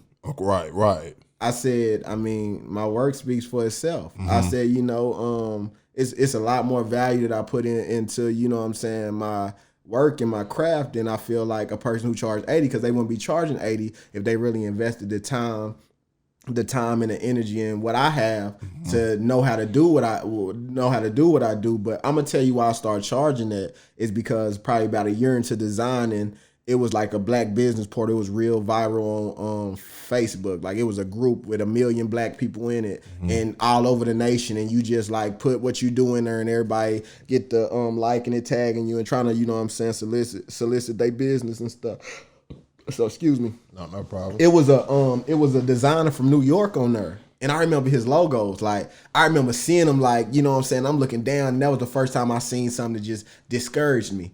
I'm like, fuck, I don't think I'd never, and I'm still learning how to kind of design. So I'm like, I don't think I'd never get to that level. So if that's the pinnacle, I don't think, okay, maybe I'm in the wrong field. That's how good his designs was. Okay. But the same spirit in me, a lot of people probably see me doing this, and I hope somebody hear this and reach out, because even though I was intimidated by him, some told me to holler at him. So what I did, I reached out to him in his inbox from seeing him on Black Business Portal and I said, hey man, I'm a fairly new designer. I just started doing this. I said, but looking at your work, I'm blown away, man. I just wanted to tell you, how great your work is, man. I ain't even asking for nothing. I ain't even asking hey, would you teach me or something? And he was like, okay, where you from? And so I said from Oklahoma. He like, I'm from Texas, originally. And then we started. So for whatever reasons, he just took a liking to me, like because I came with him with a soft approach. It was just more so, acknowledging, you know what I'm saying, how good his work was, and I kind of left it open ended, but he kind of continued the conversation. So he took me under his wing, bro. He started like, okay, what do? You do this, you do that. At the time, I was doing clip art, bro. I was charging like $70. I was charging $60 for a logo. I was doing clip art. Clip art is basically when you get an image out for Google that's like they don't have a background or something. Then you plaster it. Then you might put words with it, but it ain't original. You know what I'm saying? So he was like, "Do you know you need to do vector logos?" And I'm like, "What's vector?" He like vector and pixel. So a lot of people don't know, like when you receiving a logo that's a pixelated logo, that means that it was a picture cropped it or something like that. So when you blow it up, it loses clarity. A vector logo is when it's designed from scratch and it's made by shapes. So our images is basically like just shapes. So you could blow these images up to as big as a billboard on the side of a skyscraper, and they never lose clarity because they made out of these shapes, opposed to a picture being taken blown up. It's actually made in a program. So he broke that down to me. I didn't know. So after all that, he like, man, how much you charge? I said 70. I said like $80, I think. And he started cracking up laughing. Like he was laughing so hard, like I was embarrassed. And I'm like, why? And I was like, damn, he must charge like $200. Yeah. He said, and so I was like, man, why you laughing? He like, man, you serious? He like, bro, your work ain't as bad as you think it is. Like, cause even when I was doing clip art, I still had the vision. Like I would take a little bit from a whole bunch of different clip art and make it one. It would still be original. It just wouldn't be as clear as these logos you see me do now. Right. So he like, man, you're not actually that bad. I'm like, well, how much you charge? I charge $500 to $1,500. Just he said if you corporate, it's $1,500. If it's just a person off the streets, it's $500. And I'm like, so I'm at $80. Like literally, I'm at $80. I'm like, damn, bro. I'm like a JV basketball player talking to LeBron James. You feel me? It just so I'm like, fuck. I'm like, he like, man, you gotta charge more. He like, even though you're not where you want to be, you're worth a lot more. Your work is, and he just like he kept on drilling in me. Your worth. He said people go pay what you feel you worth. Exactly. And he kept on telling me that he like, I tell you what, we having a long drawn out conversation. He said the next person that calls you, tell them that you charge $300 for a logo. I'm going from 80 to 3. I'm like, nah, I was scared. And I'm broke. I'm like, bro, I need this money. I can't really pass up no 80 right now. Right. He like, nah, man. He said you gotta, and he told me this stuck with me. He said, you gotta work from a place of confidence and not scarcity. Like, you know what I'm saying? When you hustle desperate, you always get the short end of the stick. But when you confident, even in you know what I'm saying, stressful situations, you usually always figure it out and make good on it. So he kept on telling me. He told me this for like a whole 2 days. And then somebody called me and asked me for a loan. He said, tell him $300. I was too scared. I'm like, fuck it. $250. I didn't say $300. I'm like, I charged $250. Be there as it may. They paid that shit. Off top. Boom. They paid it. So I went from having 80. I would have had to design 4 logos for. Right. Yeah, I would have had to design 4 logos for what I got for 1. And then it was the same process. I did the logo for the girl. She loved it. I'm like, oh, I've been cheating myself this whole time. Right. So ever since then, it was like what I had to learn is, bro, it might be a lot of people who don't think I charge too much, but there's somebody out there that'll pay it. And I can't focus on the people that won't pay it. I focus on those that do. And as I evolve as a designer, man, I'm just trying to go to another level. And I attract a certain type of client now, if you will. You know, when I was selling $50, $25 design, I attracted a certain type of client. You know, people who price shop, I learned, aren't really, you know what I'm saying, they more so worried about the price, so they ain't really worried about the quality. Okay. You know what I'm saying? True. So they say poor people shop price, rich people shop details. Okay. You know what I'm saying? I like and that. It's like, so I'm saying, like, I'm found myself running into people who I'm working extra hard for, extending myself tenfold. They want a million things. We in the car business, we used to say, you got champagne taste with beer money. Yeah. You want to pay me $25 for something, but you want me to invest in it for a whole 3 days of revisions and everything, and all you pay was $25. Exactly. So, and you gonna get damn near 2 stacks in a week off that. You know what I'm saying? So whenever you DePorus Hopkins, I used to design for him, God rest his soul. He told me something. He used to always, like, he was one of the first people who just kind of really started doing business with me when I got out here full time. He would always let me do his business cards. Then he'll have some events and he'll let me do flyers and stuff. But one time I brought him his business card and he was so happy. And I'm like, why this man is so happy about this business card? He's like, oh yeah. He like, man, thank you, young man. He's I always remember this: a good business card pays for itself, and that stuck with me. So I'm like, damn, if you're not willing to invest in yourself, then why should I overextend myself to try to give you something that you ain't even taking as serious as I'm taking? Exactly. So now it's just like I said, I have a more higher end clientele base, like more, serious business owners, established business owners, and things like that. So, once I quote you a price with them, it ain't really like, it's just they want to make sure they get what they need done. And I have some real high profile clients. Like I said, the one that put me on the billboard, those are the people who, I like to deal with, because as long as I'm doing good work for them, I'm efficient and making good on my promises, they always take care of me. And so, it's people out there, I hear the hate, you know what I'm saying? Contrary to what they may think. Counting your pockets and shit, you know what I'm saying? I just don't respond to it, you know what I'm saying? They say that, I'm an open book. I did 75 in design and alone. I got 7 streams of income, and I did 75. Yeah. I did 75,000 last year alone off design. Oh, so okay, talk your talk then. Hate on that. You feel me? I mean, it ain't much, but you know what I'm saying? It's a start. 3 years in the game. So but like I said, the hate. Nah, man, but in OKC, it's a small market, nigga, so they gonna talk like that. You know what I'm saying? For sure.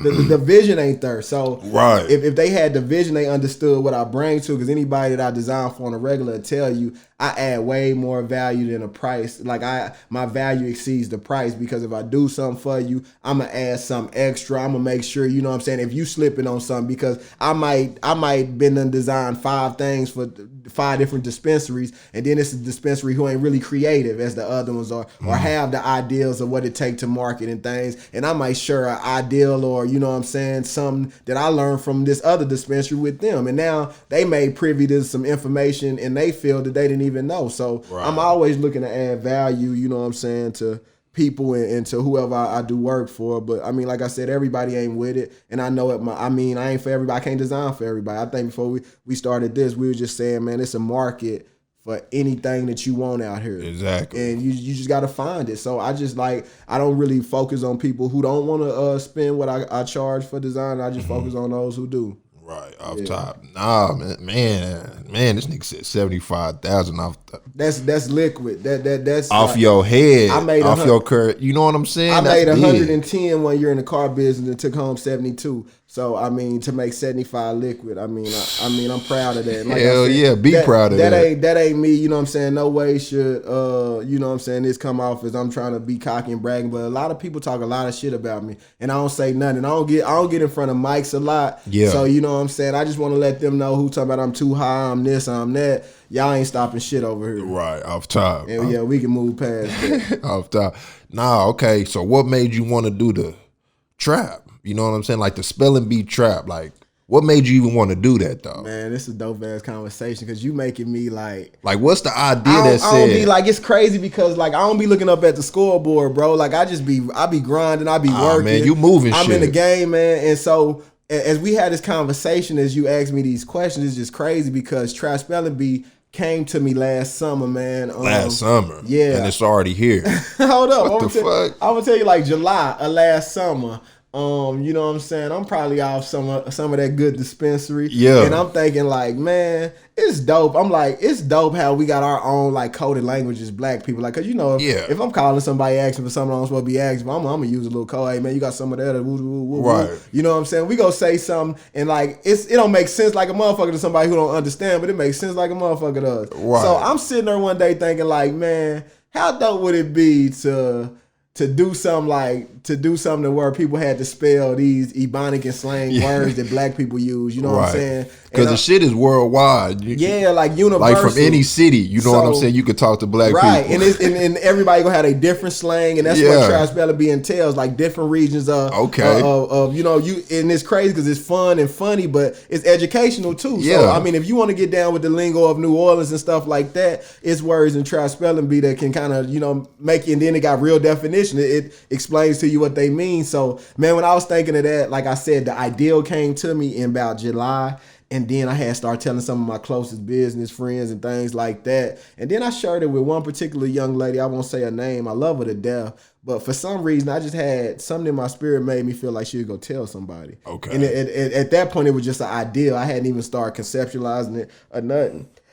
So I told her, and I told her, I'm like, I'm gonna, bring you in because you do good with promoting stuff like that. But for some reason, I don't think she would have told nobody. Forgive me if you listening and you know who I'm talking about. Yeah. But I just felt like she was gonna tell somebody. So at that moment, like I told her on like a Thursday in like August, right? I told her, so I thought of it in July. In August, I'm like, man, if she tells somebody, it don't matter if I had the idea, if some people can vouch. If a motherfucker say what I told her, if somebody put it out first, I look like I'm copying. So I got up one Sunday morning, and this is one crazy thing about me, is that all of my ideals come to me on Sundays. Oh yeah. Everything. I ain't big on religion at this point in my life and things like that. But every super ideal and major ideal I've had that we've been talking about came to me on a Sunday. Sunday morning, at night, or like just when? Sunday. Okay, I could just Sunday. Like, if I recall, I can't remember exact days, but I can remember like some of my most vivid like and major accomplishments. The ideal was birthed on a Sunday. Okay, and it was just like, it was crazy because I got up one Sunday morning and I made this logo. Okay. I made the logo, and I'm just anti-hesitation, man. Like, when I made the logo, I didn't sit on the logo. I put it out. I'm like, hey, I'm about to make a game. Like, so when I put out the logo, I said, hey, coming soon. So people were kind of confused. It was just a dope ass logo. Right. And people was kind of confused. Okay, is he gonna throw an event? Because people know I throw events and shit. They like, okay, he throwing an event. And so a lot of people didn't get the concept. I'm saying, okay, I got a card game coming out spelling, Ebonic and slang words. And the post went like, locally viral. Like everybody that followed me, so it had like 100 shares, and everybody couldn't wait. They tag, and I can't wait to get it. And so for me, that was like the spark that said, okay, you got to really get this shit going. So mind you, this is August 25th. Another full circle moment. I didn't notice this until a while back. I caught my drug case in 2006 on August 25th. I put out to the world Try Spelling Bee on August 25th. Okay, right. So that full circle moment was crazy. So after August, I had to start realizing, I told you off camera, that I don't like to look at instructions, or I don't do no formal research like Google or how other games are operating. Everything I did with Try Spelling Bee came out of my head. So I had to the concept that I had in my head, I had to get out. So everything I was doing, how I wanted the rules to be, like the different regions. So are you writing this stuff down? Sometimes I write it down, but sometimes I just do it. So if it has to do with design, if you look on like one of these cards, like the words or whatever, like, it was important for me in my notes, like all the words that I did, I'm like, okay, let me think of like all the ghetto slang words that I can think of, from music. This is nicely placed too. Yeah. This is nice. So I'm like, what, let me think of what I could do. So I wrote down like 100 words. And then I'm like, damn, let me see how they spell them. So in between Urban Dictionary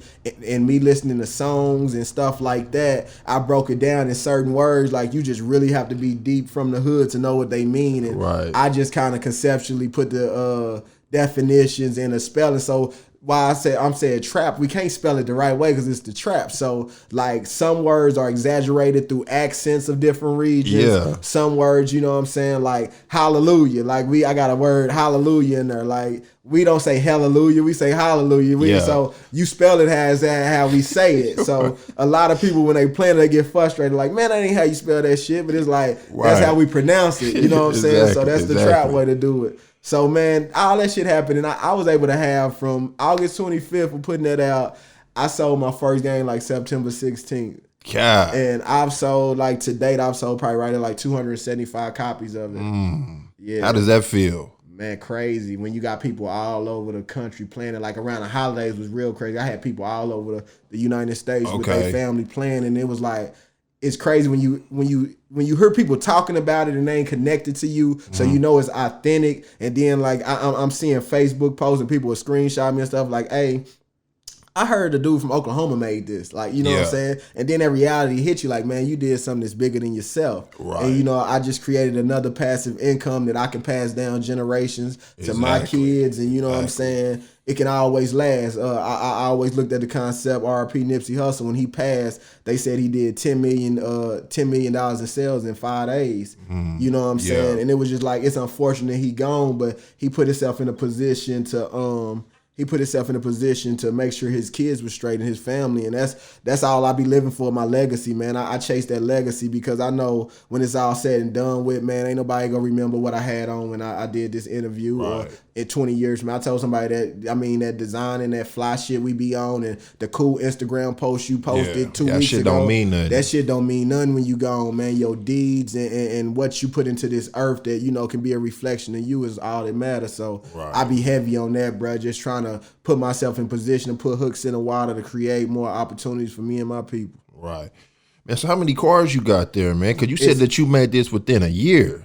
Yeah, I made this within a month, bro. Like, how many cars is that? That's 91 cars. God. That's 91 cars, and then one is the instructions. So, man, okay, so who did you get to print them up, though? You know what I'm saying? Because they came out just nice, man. It's professional. It's a place in China that I use. So you doing business across seas. Yeah. You know what I'm saying? I'm crossing my fingers every time I have to get an order shipped in.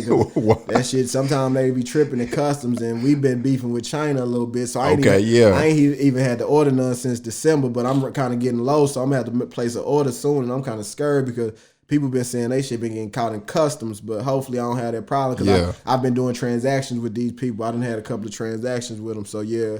But man, like I said, but all the research I did, I just had to find, bro, and it's crazy because now. Did anybody help you though? No. Man, so this is all off your willpower. Yeah, just straight. Man, I gotta feel good, man, to be selling shit worldwide. It does, bro. You know what I mean? It does. It's an undescribable feeling, but like.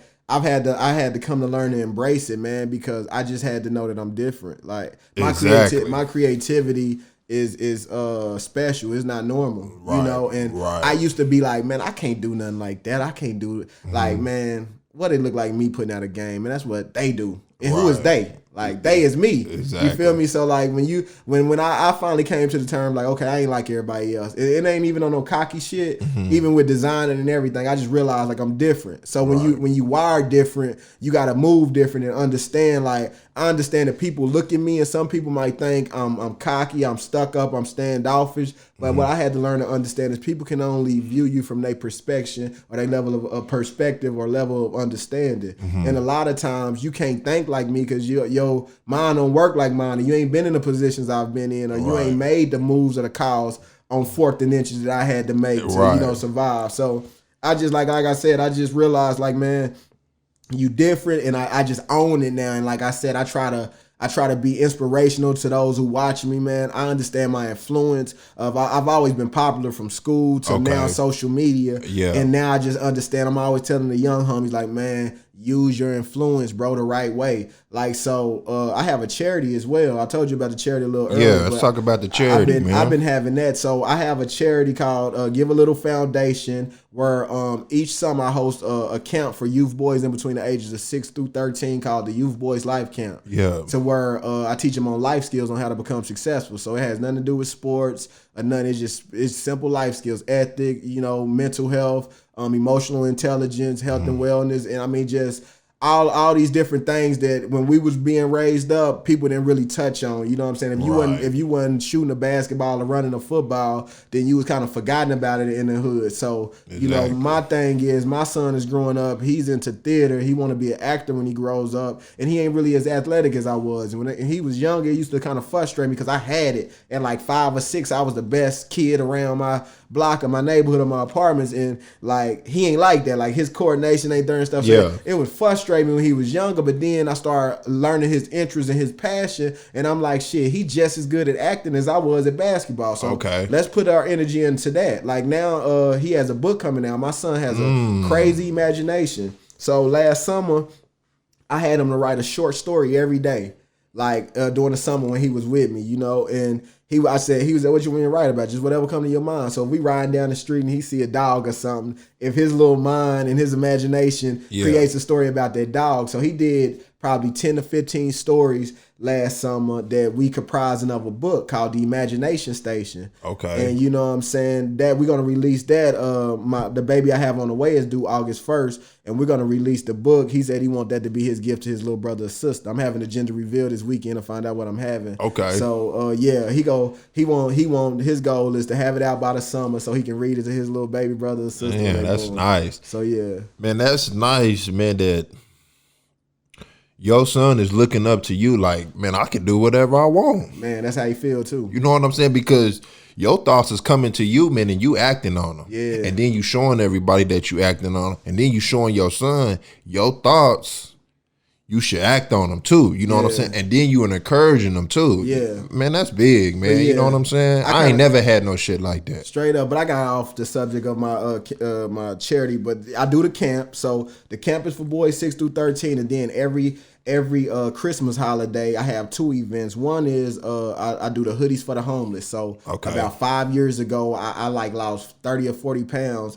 And I had all these clothes I couldn't fit no more. So I sold a lot of the high-end ones, but then the ones who were just lean, I didn't want to give them to Goodwill. So on Christmas Day, I went downtown around the Mission Rescue Center, and I just gave, everybody out there whatever I had to give. And it was just a captivating feeling. And then I think I posted it online, and Ray Brown, who owned Ice Events, and he seen me like, man, if you want to, you can come over and get them some fish baskets. And I'm like, cool. So he gave me probably about 20 fish baskets. Damn. And give them. So I mean, it kind of formed like that. And then just being out there, it was only me and one of my homies out there at the time, and it was like, damn, it was just a dope experience, like seeing people be appreciative and stuff like that. So I'm like, you know what, man, I'm gonna start doing this. So every year I do a coat drive and like a hygiene. They get hygiene bags and winter clothes and socks and stuff like that. And man, this past Christmas, the weekend before Christmas, man, I had probably about 70 to 80 homeless people out there, and another 30 volunteers helping me. So just to see where it grew, and like, I play music for them, Christmas music. 30 volunteers on Christmas.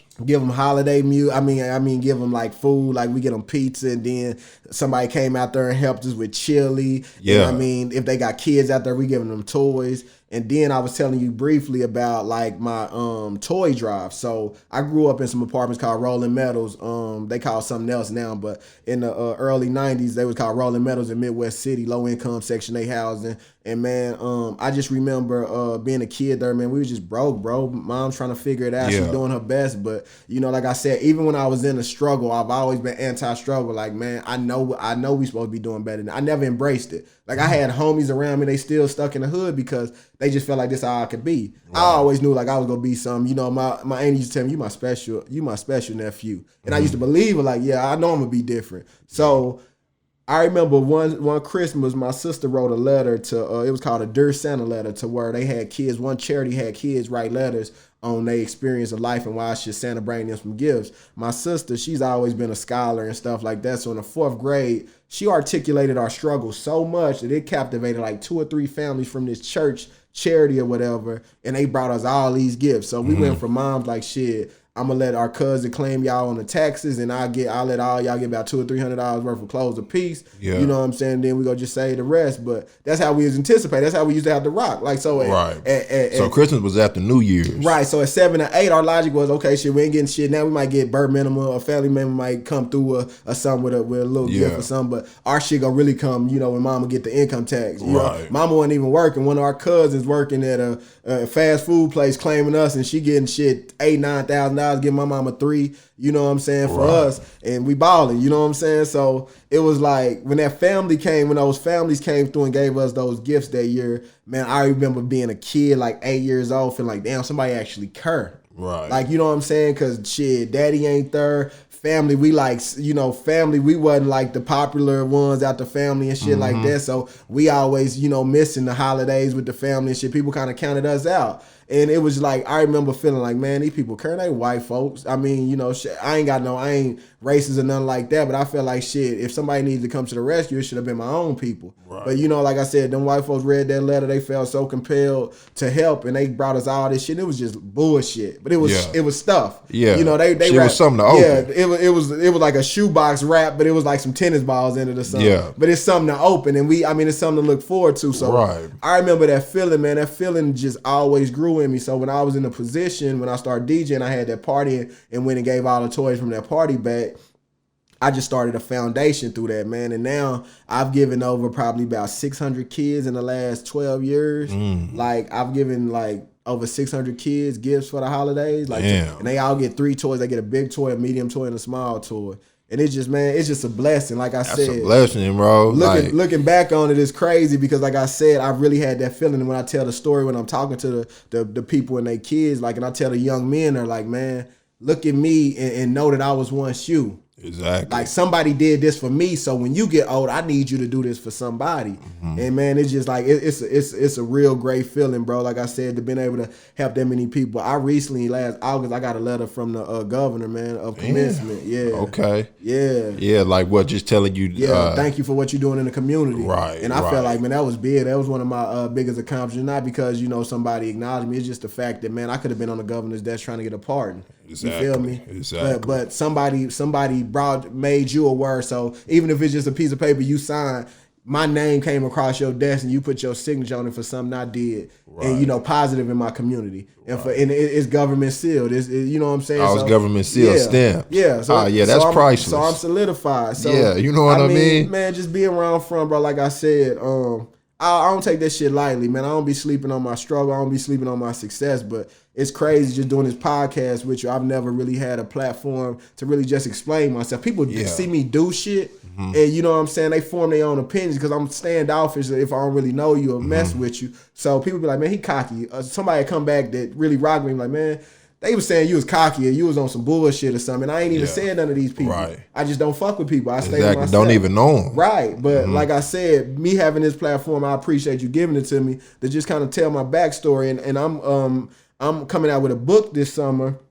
Maybe not said this. He coming out with a book and the son coming out with a gift. So I might have to wait till after the baby born. So my book may have to get finished. I gotta finish my son's before the baby born. So mine might be closer toward the end of the year. But it's called A Living Legend After Projects. Okay. And I mention that sometime, and like if I'm popping shit or something online, I say that. And a lot of people probably don't understand what I'm saying, but I'm really just grooming them and marketing my book. Like before I even market it, just soft marketing. Okay. That's just a tip for people. Like when you're doing something, do it indirectly. And just, that's called indirect marketing. So I put it on my captions and stuff like that. But my book is going to be called A Living Legend After Projects. And all I'm doing is just recollections on my life. I'm doing voice recordings, and I'm going to take it to a publisher. For them to, you know what I'm saying, melt down for me and stuff like that and put it in book form. But man, well, let me know, like, if you need to come in, like, and record some segments. For sure. You know what I'm saying? Or anything. Yeah. You know what I'm saying? Like, I'm willing to work. I've been doing them on my phone, just piecing them, trying to get it together. But I might need to double back. But like I said, man, I started writing this book in like probably October and last year. Yeah. And just recollecting like on certain situations in my life that I'm sharing in this book, man. I found myself in front of the gym one day crying, bro. Just talking about, like, when you revisit childhood memories that, you had buried inside you, like, you know what I'm saying? You survived they come out. Yeah, you survived it, but you just never talked about it again. Like, in the black community, we don't go to counseling. We post-traumatic stress. I see people get stabbed, you know what I'm saying? See people shot. Right. Like, we don't never go to counseling for that, but if you go overseas and see somebody get shot, you know what I'm saying? You diagnosed with post-traumatic stress and you get a check and you get, you know what I'm saying? You get counseling and all that. We see that shit every day in the hood, and we just have to suppress it and live with it. So I want to tell my story. I feel it's important to tell my story, man. I don't know why. Like it might sound crazy. Like I don't know if we come to a close or not. But nah, man, like, we got time. Yeah, I'm just chopping game. But like the premise of death. Like it was a time in my life where I used to be scared of death, but I watched all the greats, like, you know what I'm saying, how fearless they was. Right. And I'm a free thinker, man. So when the thought of death and stuff come to me, like sometimes I don't know if you ever felt it, but you can say, man, I'm gonna die one day. But then sometimes it feel real, like it feel like surreal, like damn, I'm gonna be gone, like it's gonna be over. Right. And like it'll scare you to where you don't want to think about it. But like as I've grew in my research and reading books and things like that, I became a free thinker. So I invite any thought that comes to my mind. Like I don't try to shut it down. Like even if it's a bad thought, I try to dissect it and see like, okay, where's it coming from? Exactly. Where's it coming from? What's causing me to feel this way? How can I reverse it. If it's too, you know what I'm saying? Because here lately I've been having some crazy thoughts, and like I said, they've been weighing on me, but at the same time I be feeling like, okay, it comes to my mind for a reason. So what is this trying to tell me? So even as I talk about, like I said, when I think of death, and you know what I'm saying, like what's next, and like what would you do? My legacy is always at the front of my mind. Like, what are you doing to solidify your name for, you know, eternity, not just for, you know what I'm saying, the mystery of life is death. So, you know, everybody has their own religious preference or word, you know what I'm saying, which God they go worship and where they going when they leave. But for me, it's just more so like, I think, you know, I think the importance of living is to, you know what I'm saying, live and leave that legacy that you want people to know you by. Because I design obituaries, and then I've designed obituaries of gangsters. I've designed obituaries of old men who lived a full life. Okay, and you looking at that as I'm designing them, I'm like, damn, this is like the last book of their life.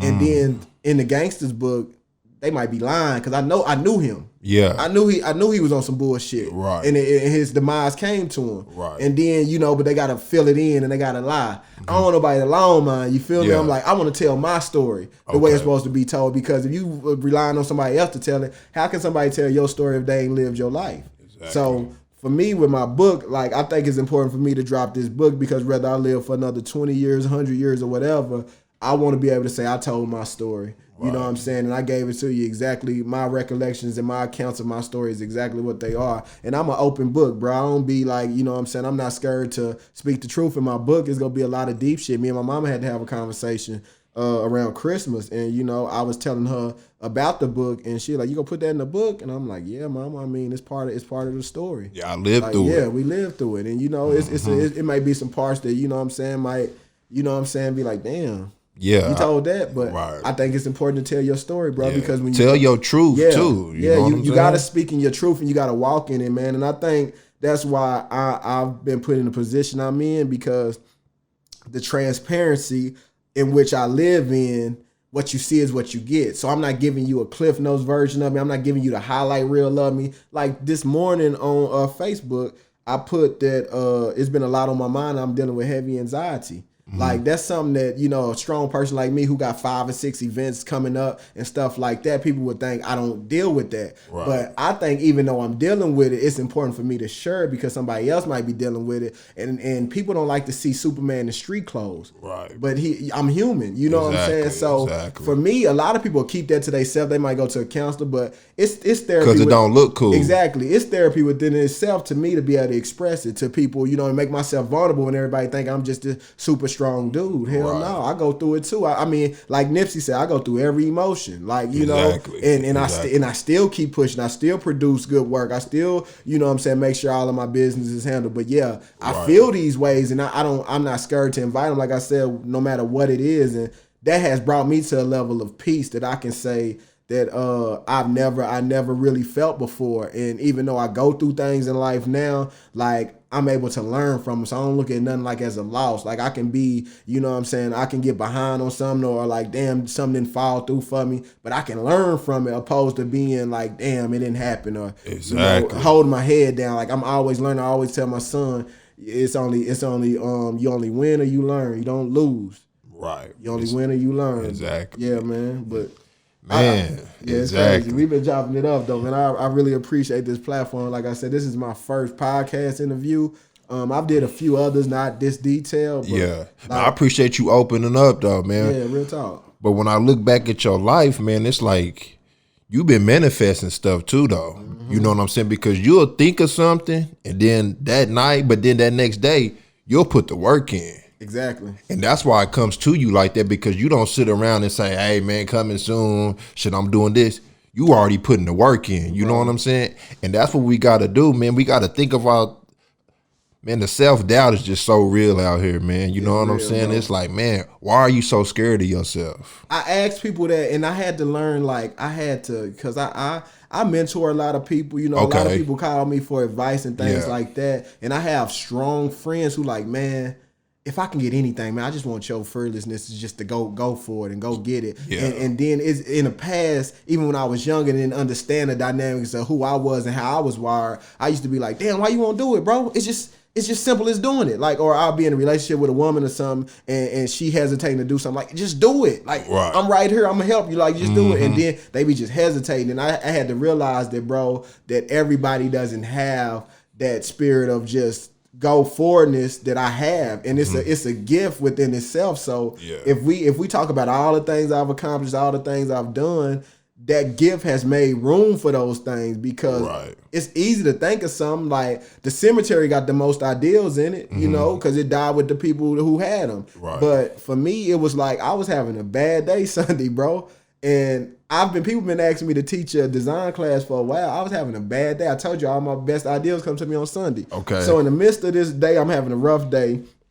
This is last Sunday. This last past Sunday. Okay. The ideal of doing a design class came to my head, and I put a post on Facebook said, "Hey, if I taught a class to design, would y'all come?" And I mean, the response was crazy, like just that quick. Like it was like people was waiting on me to say it because everybody know I'm self-taught. So it's like, damn, if he taught himself, I'm sure he could teach me. Right. You know, so that happened Sunday. I said that Sunday. I put the post out Sunday, and when I got the response I got, I mean, I created the class Monday, and I already got people signed up. That's what I'm saying. But it's so crazy because like I do that, it's second nature to me. But somebody could have the same idea that can execute just as well as me, and they'll sit on that idea for years, for months, and just never do it. You know, and it's crazy. I don't know how I'm wired to do it like that, but and I'm not scared to lose. Like, you know what I'm saying? I'm not scared if it falls through. Like I'm gonna learn. So I'm gonna learn what to do from what not to do. You know.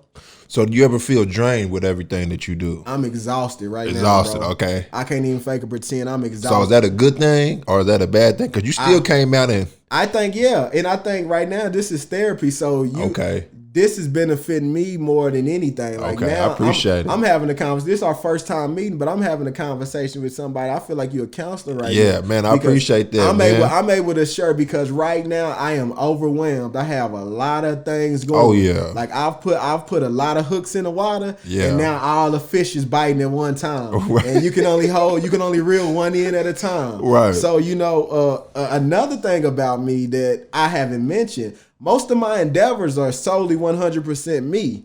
I don't really have any partners. That's what I'm saying. I don't really have no one to delegate to.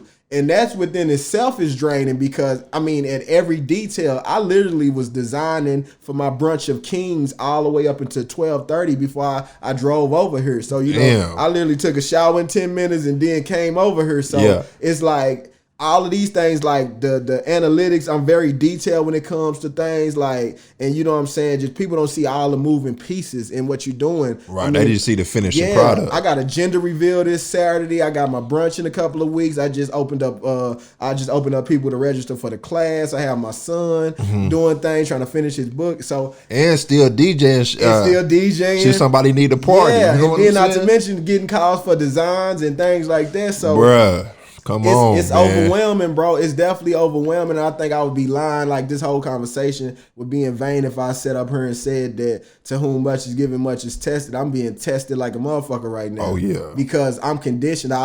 My saying, me and my workout partner, me and my homie, we do 1,000 reps. Like every time we work out, we drop the weight, we do 1,000 reps, a workout, you know, and that shit be hard. Like, you know, we do different shit. You'll think because it's lighter weight, it ain't going to be hard, but it be hard. So we'll get to about 600 and our arms is done. Oh, my God. Our arms is done. And you working out doing all this shit? I work out 3 hours a day, 3 days a week. So listen, when we get to that, I always tell him, man, it ain't going to get easy. You just going to get stronger. Yeah. Like, and that's the mindset that I have toward life. Like, it's not going to get easy. I just got to get stronger. Right. Yeah, man, but what about when the new baby come? Bro. You ain't gonna get no sleep. You heard me? I'm gonna have my baby like for probably that first year while you know what I'm saying, my girl at work. Yeah. Like, so I ain't put my baby in no daycare and I work for myself. So from the time, you know, I guess the morning till she get off work, the baby gonna be with me. But I'm gonna have to figure designing shit. I'm gonna have to figure that shit out, bro. But like again, bro, you know what I'm saying? Jay-Z had a line in one of his bars, on one of his first. He said, I'd rather die enormous than to live dormant. Oh, like, yeah. I don't want to live. First album. I ain't no ordinary regular ass nigga.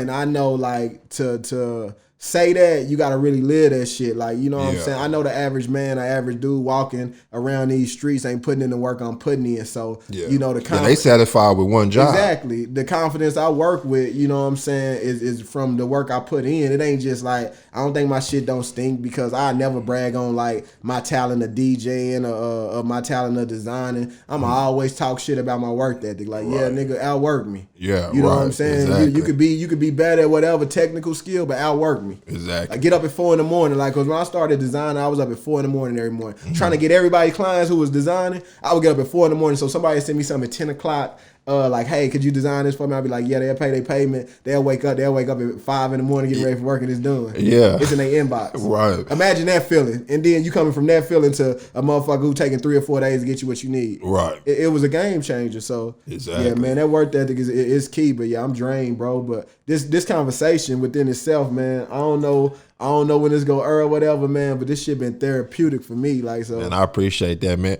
Cause that's a compliment, man, for me, cause like you just said, like, we just met, you know what I'm saying? And we just talking. But that's how black men should be talking to each other now. You know what I'm saying? The real shit. Learning from each other. You know what I'm saying? You ain't heard me, and you know, I made mention of what I made last year to pop a little bit on them haters, but you when I'm coming into a conversation, I'm never go like, I measure a man by, can you tell me who you are without telling me what you have?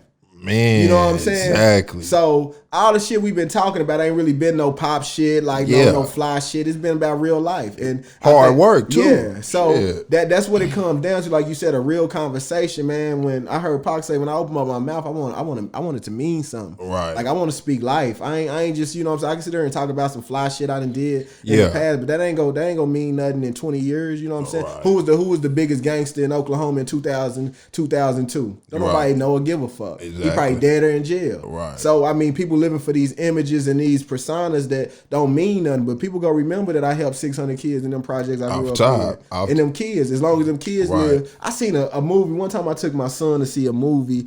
I think it was called Coco. It was like a Mexican movie to where it was fictional, but every like year annually or something, like the Mexicans can revisit their family that died, like through the memory, like, and that family get to come back to them. But like when the memory of that person dies, the last person who remember that person, you know what I'm saying, forgets them, then they die forever. Like, but they live through the memories that other people had of them. And I thought that movie was deep, even though it was a child movie. I'm like, that's really your legacy. Like the last person, it was somebody walking this earth in 1880 that, you know what I'm saying, or something like that did something for somebody that told their grandkids, and their grandkids told their kids, and their legacy lived forever through the memory. And I think that's just how we got to live. Like, we got to do shit that can be remembered through time, and it never expires, so your legacy live forever. Right. And your son gonna show his son him standing by the billboard. Right. Like, you know what I'm saying? Right.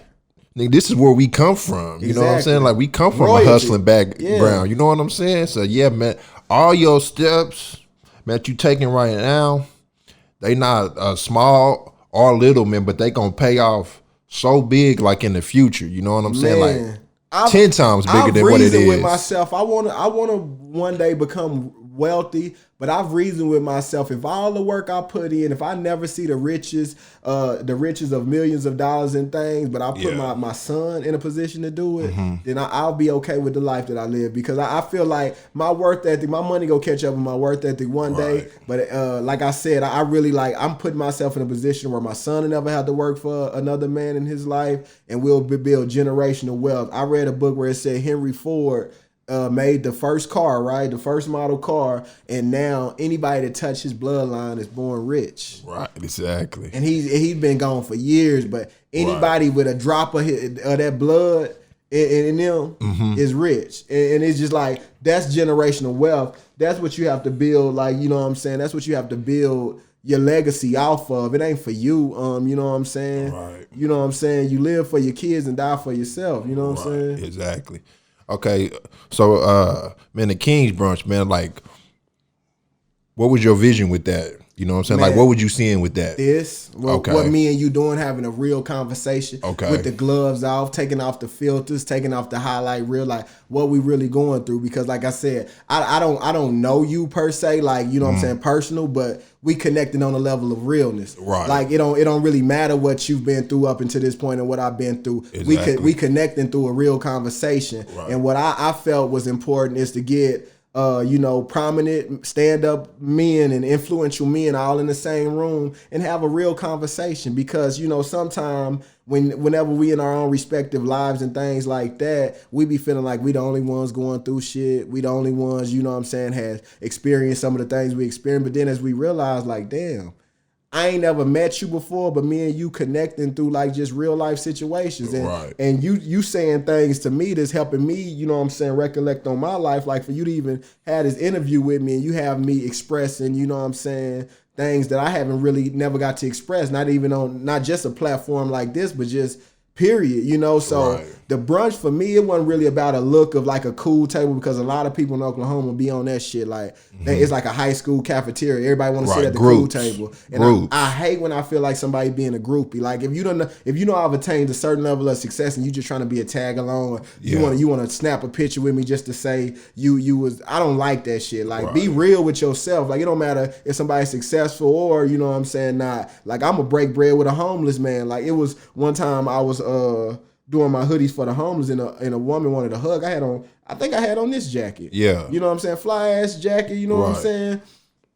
I hugged and embraced her. You know, let her smell my cologne. She probably ain't smelled cologne in years. And I was telling my homie, I'm like, man, I can wash this jacket, bro. Yeah. That memory gonna last forever with her. You know what I'm saying? And it just like I said, man, that brunch was set up just to be able to have a real conversation, create a network. You know what I'm saying? If I'm doing this and you doing that, like you just gave me the blessings of saying, hey, if you need to record some of your book, you know what I'm saying, you could do that. That's what it's about, the network. And then I have a site from the a Brunch of Kings. This is gonna be called a Bunch of Kings. This is gonna be a portal for black men who attend a brunch. They go get a professional headshot. I got a professional photographer coming to shoot a headshot of them, because most black men, whether they're successful or not, don't have a professional picture of themselves, you know, dressed. So we gonna have that, and then I'm gonna have their bios, and then we gonna feature them on a Bunch of Kings site to where they'll be able to like have this portal, and I'm gonna give them business cards to pass out and everything. And if, hey, I need somewhere I can record a podcast, it'll have your picture, you know what I'm saying, your bio, and a direct link to click on you to get in touch with you via email, telephone, or anything. And I just think, you know, we don't have anything like that right here in the city. And I think people all around the country are doing similar things. You know, Jay-Z them had a brunch every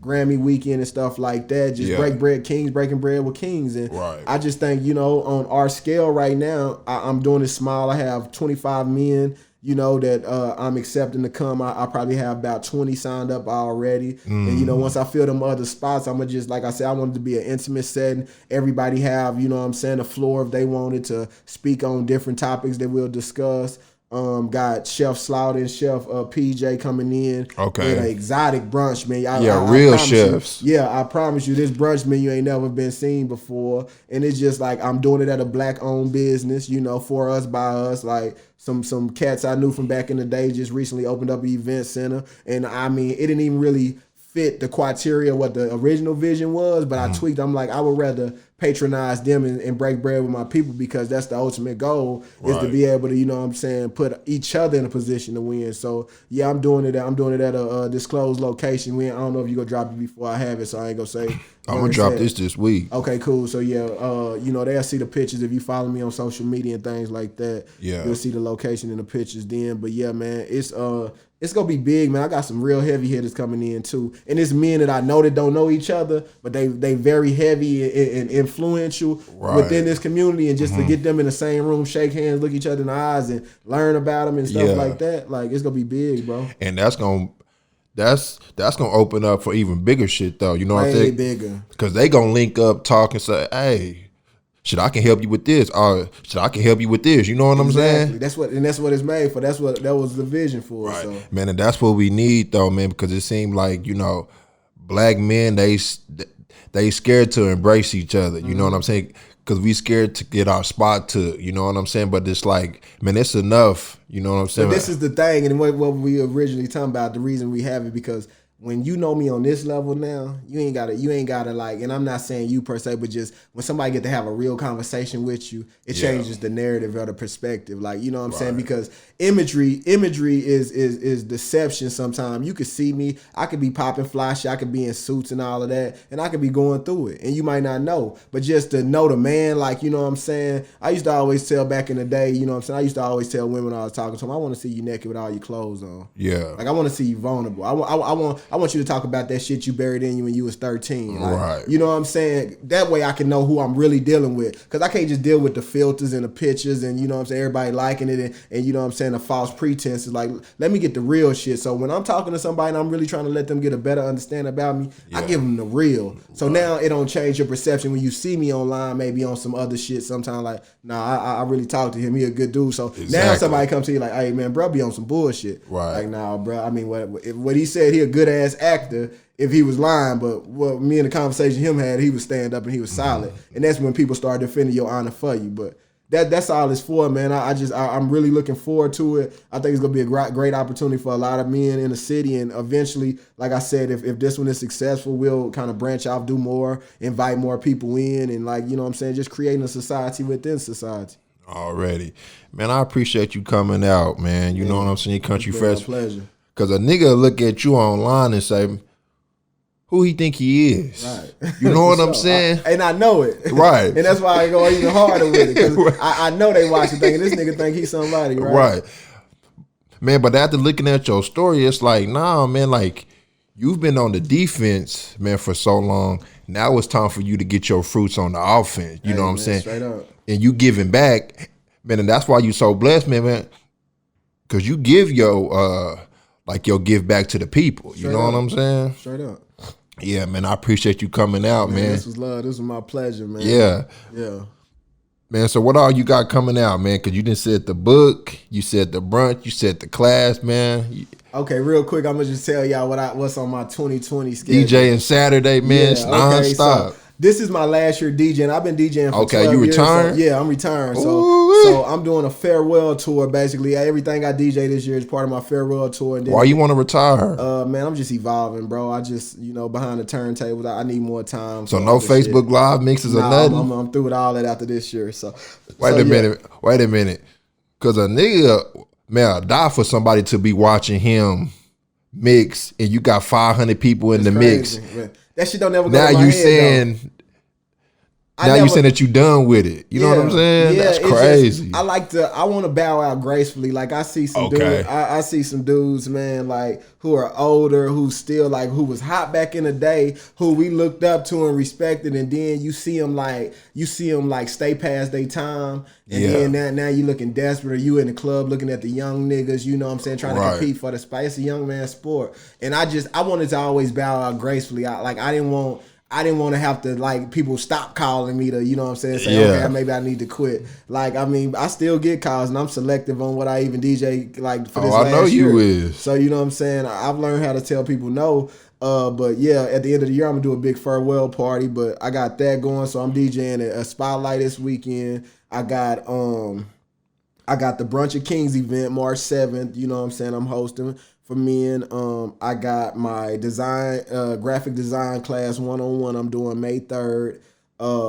Trap Spelling Bee events all across the country. I just can't make it. I mean, I got people. Trap Spelling Bee just got picked up on a tour, like a 4-city tour that starts this weekend. Okay. Like it's almost like, I don't know if you remember back in the day in Oklahoma City, we had Playdate. Like it's basically black game creators, like a woman coordinated event where like she go to different cities and just play nothing but black game creators games. So she picked up Trap Spelling Bee for that. So they in Nashville this weekend with it, Atlanta next week, and then a few other cities after that.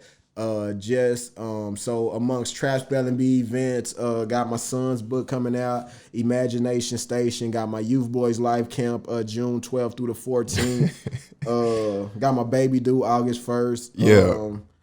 Yeah, man, shit. It's just that's probably all I could think of. Right, that's what You know what's crazy? I don't write shit down because it gives me anxiety. For real? Everything is in my mind. Because when I write stuff down, it gives me anxiety. I got a real good memory, and I know eventually I got to quit relying on it. But when I'm like, I can have 15 design orders, I remember all of them. Like if I write it down, if I look at my to-do list sometime, I do it. I'll look at a to-do list, and that shit'll have me like have anxiety attack. Oh yeah, like this is too much. Yeah, I just do it. I know how to just do. I don't really know how to just look and process it. I know how to do it, but yeah. Yeah, man. Well, just keep doing whatever. Man, just keep doing it, man. Cause the shit is working out for you. You know what I'm saying? For real, man. And I'm proud of you. Just as a black man, just stepping out there. You know what I'm saying? Like and just doing it, man. Cause we so scared to just do stuff, man. You know what I'm saying? Just as a people in the world that we live in. But that social media gives us like anxiety too. You know what I'm saying? So I'll tell people that shit. Right. You know what I mean? So I tell people to stay off that and focus on what they man, just focus on what you want to do. You know what I'm saying? But you know what I've learned to do, I guess, because I've been popular so long, I've learned how to handle it. But, man, when I'm getting attention, I get a lot of attention sometimes. I might get a little sometimes. But I don't let that shit go to my head when somebody's singing my praise. Yeah. Like, I've met women, like, right here in Oklahoma City, they look at me like as a celebrity figure. Yeah.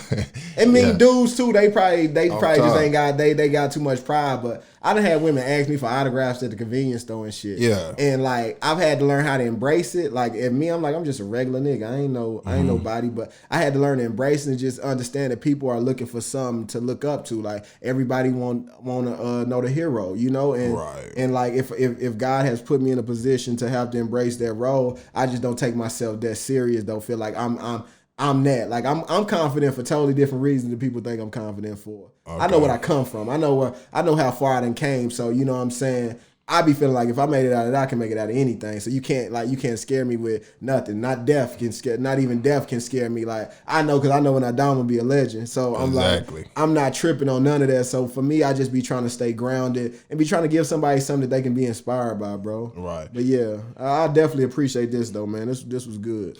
Yeah, man, but you already a legend and you got the government stamp and you giving back to the kids. So, I mean, ain't too much that a nigga can tell you right now. You know what I'm saying? No. And like I said, it's time to evolve, bro. Like I said, this was my first podcast interview. I've been approached with ideas like that, but I didn't really feel the sincerity and the seriousness of them. It was just somebody trying to use my name to advance their name. Right. And I don't like that. When I have a good sense of discernment, when I feel like somebody is genuine in their approach and, you know what I'm saying, authenticate themselves well, then I just have to, you know what I'm saying, I respect it. And like I said, I'm glad that I chose this interview because, you know what I'm saying, even being like one of my first interviews, where my life is going and with my game and stuff, I'm going to have to do more press. Oh, yeah. And like, for sure I've you been, are. Like, I've had my camp for 6 or 7 years, and I be seeing shit on the news that ain't nowhere near what I'm doing for my community. And people be telling me, like, man, call the news. I'm going to call. I don't be worried about all that shit, bro. Right. Because, like, you know what I'm saying? If you're looking for the attention, you're doing it for the wrong reasons. Exactly. So I just be grinding. But, man, I appreciate you giving me a platform to